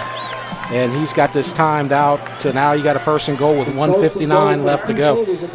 And this is a point where East Ascension's got to start thinking about stopping that clock. It's 1st and goal. Maybe they need to spend some time out here to get some time. I think EA called 1 timeout this half. I think they got 2 left. So 1st and 10. And there's a handoff left, and still up, trying. And look, Brother Martin's out of the shotgun, but they're running double tight ends. They are not trying to fool anybody with what they're getting ready to do. Oh no, it is straight downhill running. Lambert is it's Lambert's drive, and you got to watch, Mamahat on the ground. You got to watch him. He might sneak out, huh? Yes, because he's already done that a couple of times in the second half, and he did the fake and kept it on 4th down and short. I wonder if Coach Pellegrin, might put a spy on him out here, but it's kind of tight to do that down, inside the 10. 1:15 left to go. 7-2. And it's a handoff up the middle, and about the 1. Goes around the left side. He's down. Yeah, I think he's about the 1 yard line. And yes. So nice run by Lambert. Under 1 minute. And 53 seconds left. Looks like Is a timeout. East Ascension going to call a timeout? They need to. Yeah, EA calls a time because there was only 25 seconds left on the clock. So they're gonna restart it. Yeah. And so now you got one last stand, and this has been a great game of the week, and we'll have another game of the week for you tomorrow night here from Griffin Field, and it's going to be another good one. It's going to be Dutchtown versus Covington. Yeah, and we suspect a good crowd again, Jeff. Yeah. Here, Brother Martin brought in, looks like a full house of 1,000. Hopefully Covington brings in that, and it's good weather. Last time we were out here, we had a lot of mosquitoes, and so we called the parish, and they've been out with mosquito control and sprayed, and look, I don't see many people scratching and that kind of thing. So we appreciate that effort as well for us. Yeah. So it's another triple header here at Griffin Field, as there's going to be a lot of weekends where it's going to be Thursday night East Ascension, Friday night Dutchtown, Saturday night Santa Monica, and that's what we got this week. And look, Jeff, that's varsity action. Yeah. The only day that doesn't have a game scheduled is Sunday. Yeah. So this field is going to get played on Monday through Saturday. Yeah. And, so we appreciate Mr. Amadei and maintenance and his crew for grooming the field. Yep. All right, here we go. 3rd and goal. 2 shots for 1 yard. Mammoth calling signals on the offensive line. Man in motion. Hand off. And they stop it. He's down at the 1. Yes, no gain. Maybe about a foot. Maybe about a foot. Oh, here we go. Goes around the left side, stop short of it. And fourth down, fourth down timeout. 4th and 1. Yep. And this is it. And I don't, the one thing I will say here is I don't see any kind of a mathematical combination that's going to give us a double overtime game like we had at I don't think Santa that's Monica going to last happen. year. No, this is it. Yep, this is going to be one that's probably going to be determined right here. East Ascension, if they do give up the score, would have probably about 38 seconds left in the kickoff to do something, and that's going to be hard. Yeah, that's going to be tough, especially trying to pass, to get anything deep. Yep. But so it's kind of do or die right here. Yeah, and I'm anxious to see what Coach Lee's coming out with. He's got to go goal line package and go heavy, huh? Yep. I mean, he has to. That's what I would think. So I would think he's got his bigs in, at minimum of 4 down linemen. But let's see. You got to spy Mammoth somewhere, because I got a feeling that it may be a play action bootleg to the left, or excuse me, to the right. Yeah. Because he's done that a few times. So you got to keep an eye on him somewhere. Got to have a guy with speed and. Boy, the crowd is going crazy. EA Faithful is standing. Too much Blue Crew going nuts. So 4th and goal from the 1. Oh, yeah, everybody's up on the line of scrimmage. Man on man. Let's see what happens. And it's a handoff. And touchdown. Touchdown. I tell you what, they hit him at the 1. Yep. And he spun off the first initial hit. And it looked like he got in. I mean, man, a great effort by the Spartans, by the defensive line. I mean, they hit him. They hit him, and he just kind of leaned back into the end zone. He spun around and falls into the end zone. So this is likely a 2-point conversion to make it 10-7. They almost have to go up to get 9-7 doesn't make a difference. No. Well, let's hope the Spartans regroup right here and keep them at 8 to try to get an opportunity. So Mammoth looking to the sideline. I think we're going to have a timeout. Well, I tell you what, Jeff, the EA Faithful were going absolutely berserk. Yep. That was, I don't know about you, but it felt like a little mini earthquake up here in the press box. I mean, they were beating on the stands, jumping up and down, yelling, hollering. Yeah, this was a big deal. This has been a fun game tonight, and they had the number 3 team in the state of Louisiana scoreless on offense for 47 and a half minutes. Unbelievable. And I tell you what, even if East Ascension loses this game, they got a lot to be proud of, and this is a big positive, because last week game was a little sloppy. They gave up some big plays. They didn't give up any big plays tonight. Not a lot of penalties. There was one costly offensive pass interference late in the game that might have kind of flipped the script a little bit. Yeah. But the improvement from game 1 to game 2 was noticeable. Exactly right. That's what we talked about earlier. And Brother Martin may have had, I don't want to call it rust because they didn't even get started yet. Yep. But EA definitely bounced back from week 1 to 2. But let's get a stop here, and then we get the ball back. Exactly. Mammoth had out the shotgun. I believe there was movement early. Pass, doesn't matter. That's not going to happen. Great play right there. It looked like the right guard jumped a little early, but I think they're not going to throw a flag, and it doesn't matter. And the conversion fails, and it's 8-7. And so we're going to take a short break and come right back to the exciting conclusion. 8-7 is our score. You're watching the Eatel High School Football Game of the Week.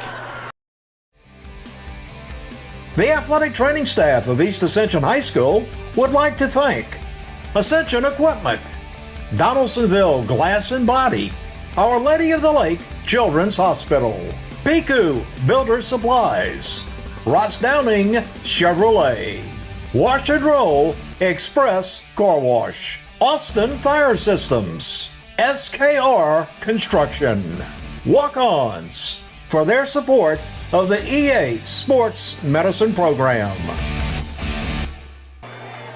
8-7 is our score. Brother Martin over East Ascension, but East Ascension will have one last gasp. With 35 seconds left, Brother Martin will kick off, and then we'll see what they can do on offense. Yeah, and I'll tell you what, that was a great individual effort by Foster right there on that two-point conversion to give East Ascension a chance. And look, Kern been wearing that net out down here at the bottom. I mean, he's waiting. And look, Kern has a 50-yard leg. I seen him. He came out. It was raining one day before the season started, and he said, "Hey, Mr. Jeff, can I just kick out here? I don't want my first game to be in a net to kick and never have kicked out here before." And he was drilling 55-yarders. Wow. So he has the leg. Get him close, and he might have an opportunity. So we'll see. 25-yard line would be good insurance if they can get that far. Yes, indeed. Nice return, though, would be even better. And I'm wondering if they're going to do a squib kick here because I don't think they can get it to the end zone. Nope. Not feeling it. They're going to kick it deep to the 5. Oh, man. And great job.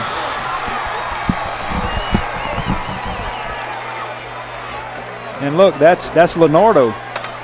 That's Leonardo, the receiver on offense that made that play. That was an unbelievable tackle. Unbelievable tackle for Brother Martin right there. But East Ascension is going to have the ball on, it looks like, the 10-yard line with 30 seconds left. And hopefully, we can mount something here to get us in position for a long Kern field goal. But we got to pick up at least, 40 to 50 yards.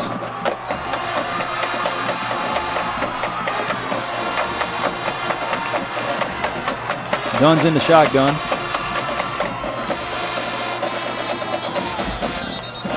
Timeout. No, it looks like a penalty.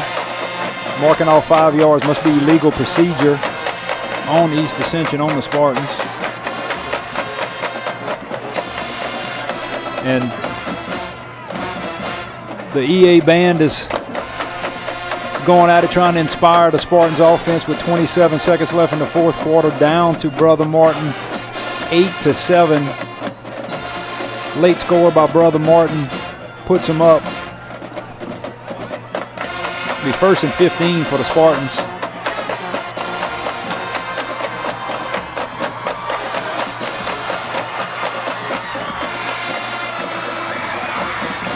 Oh, we've got a completion right there from Dunn to Jupiter, but Jupiter was a little bit off of balance, and they're going to stop the clock to move the chains, but then probably start it back up.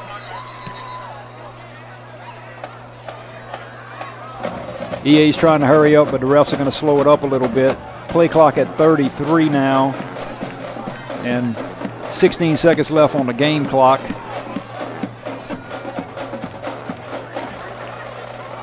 For the Spartans.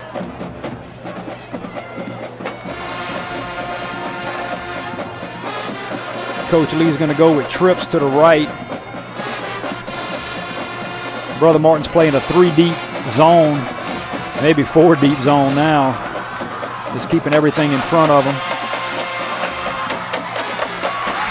Good pass by Dunn. Complete. For a great pickup right there to the 44-yard line. 9 seconds left. They got to wait for the chains to move, so they got a second to call it. He's going to spike it. He's right underneath the center. And a flag. Oh, Brother Martin, yeah, you can't do that. Nope. That's going to be 5 more yards. It's going to put us at the 49. No, it looks like he's stepping off against us. What? Oh, no. You think maybe we We flinched? I don't know. I'm not sure. I don't think so. God, I thought for sure it was going to be. Well, the Brother Martin nose guard dove in there like somebody had moved. Just so odd. It's the last chance here. So 3, 2. Wait, done. Spike it. There's zeros on the clock. I'm not sure what. I think they're going to get another play here. Was Coach Lee trying to kneel it to stop the clock? Yeah.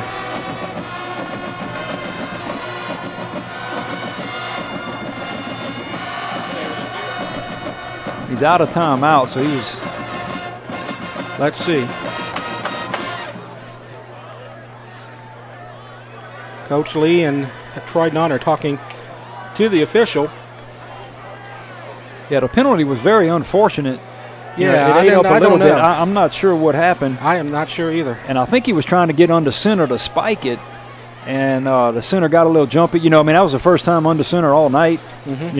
You're getting a little nervous. The play clock's going down. You was at 9 seconds at that point in the game, making it difficult. So now we're going to find out if they're going to get another play.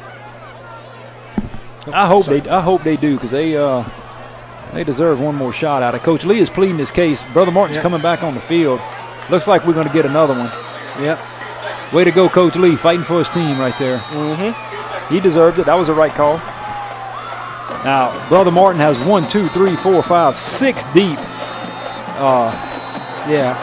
He's just going to, and you're 61 yards away from the end zone, so I'm not sure if he's just going to go deep or hook and ladder here or what. There's not a Hail Mary that's going to make it to the end zone, most likely. So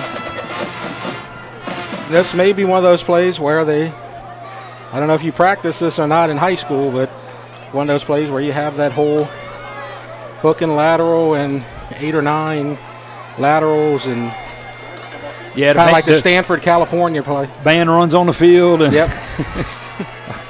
Everything else. Come on, baby. Let's go. 2 seconds left. Snap. He's throwing it as far as he can. And incomplete. Incomplete. Ball game. Wow. Brother Martin with an 8-7 win. Well, East Ascension came so close to the big upset.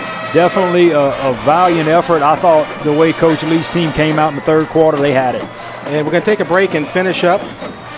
So our final score, 8-7. You're watching the Eatel High School Football Game of the Week. Daily routines change, but the land stays the same. There's ground to cover, a herd to feed, and you still have to make it back in time to get a clean start on tomorrow. So run with us on a John Deere Gator, because being linked to the land means the work never stops. Nothing runs like a deer. At Ascension Equipment, save more today and mow tomorrow. You care about your car. So do we. Donaldsonville Glass and Body has been around for over 40 years, providing unparalleled collision repairs and customer service, especially when you and your car are having the worst day ever. When you demand exceptional workmanship, call Donaldsonville Glass and Body. Free pickup for your collision repairs and get it back as good as new. It's your choice, so why not choose the best? Donaldsonville Glass and Body. If you believe in me, I'll be the first one in our family to graduate college. I'll be the one to change our history of diabetes. I'll live a healthy life. If you believe in me, I'll know my worth is more than face value. I'll be stronger than a weak heart. I'll know 68 pounds carries weight in this world. If you believe in me, I'll believe in myself. Belief in our children can change their future. Our Lady of the Lake Children's Health. Piku Builder Supply, your one-stop lumberyard, provides an extensive selection of quality building supplies for your new construction and remodeling. We offer computer-aided estimating of your building and remodeling plans, as well as blueprint copies. From humble beginnings to becoming the industry leader in Gonzales and beyond, Piku proudly supports our local community because we believe in giving back to those who have had a hand in our success. Let the experts at Piku Builder Supply help you with your new project today.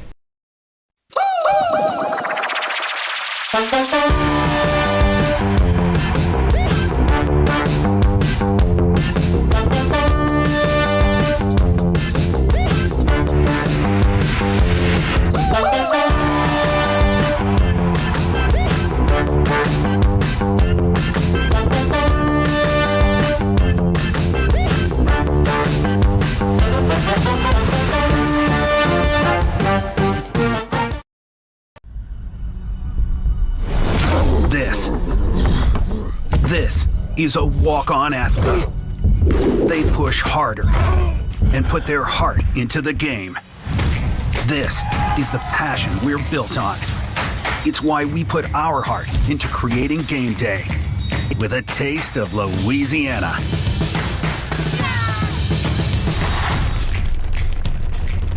Walk-ons, we live for this.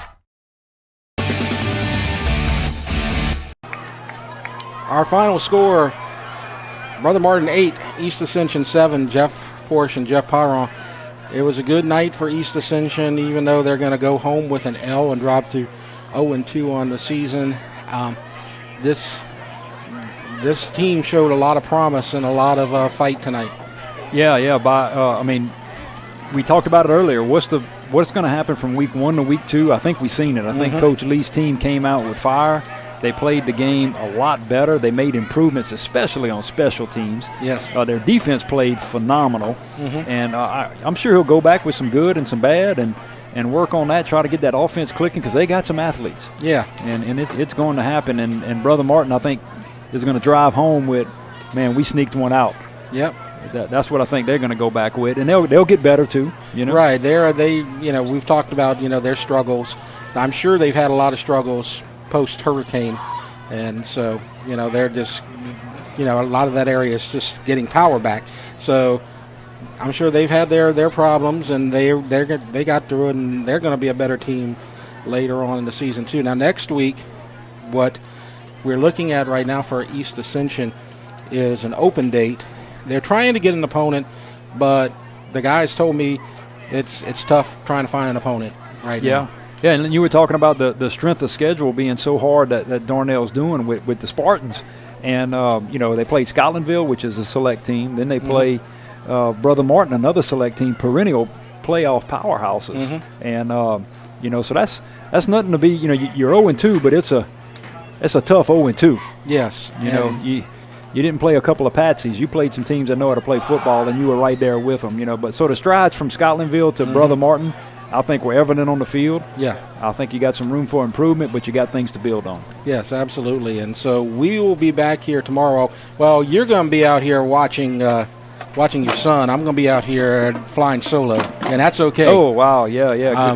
We're going to have Dutchtown and Covington, and I'll be out here, and we'll have another halftime interview, this time with Dutchtown Principal Carly Francois.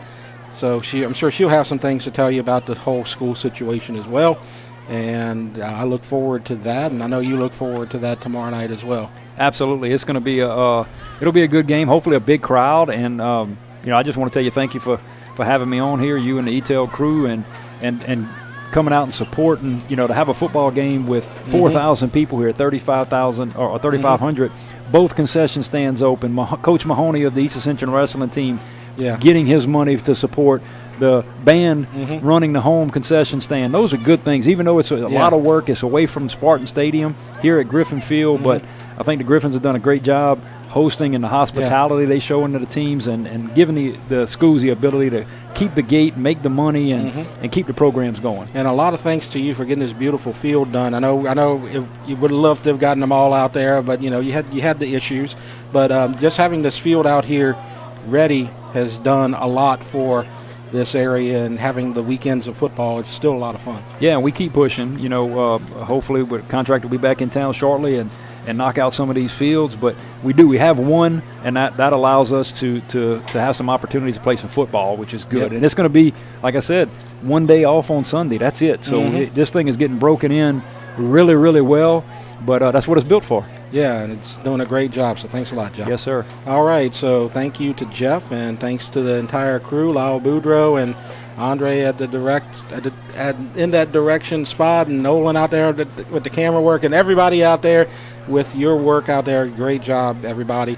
We'll be out here tomorrow for Dutchtown versus Covington. We'll see you then.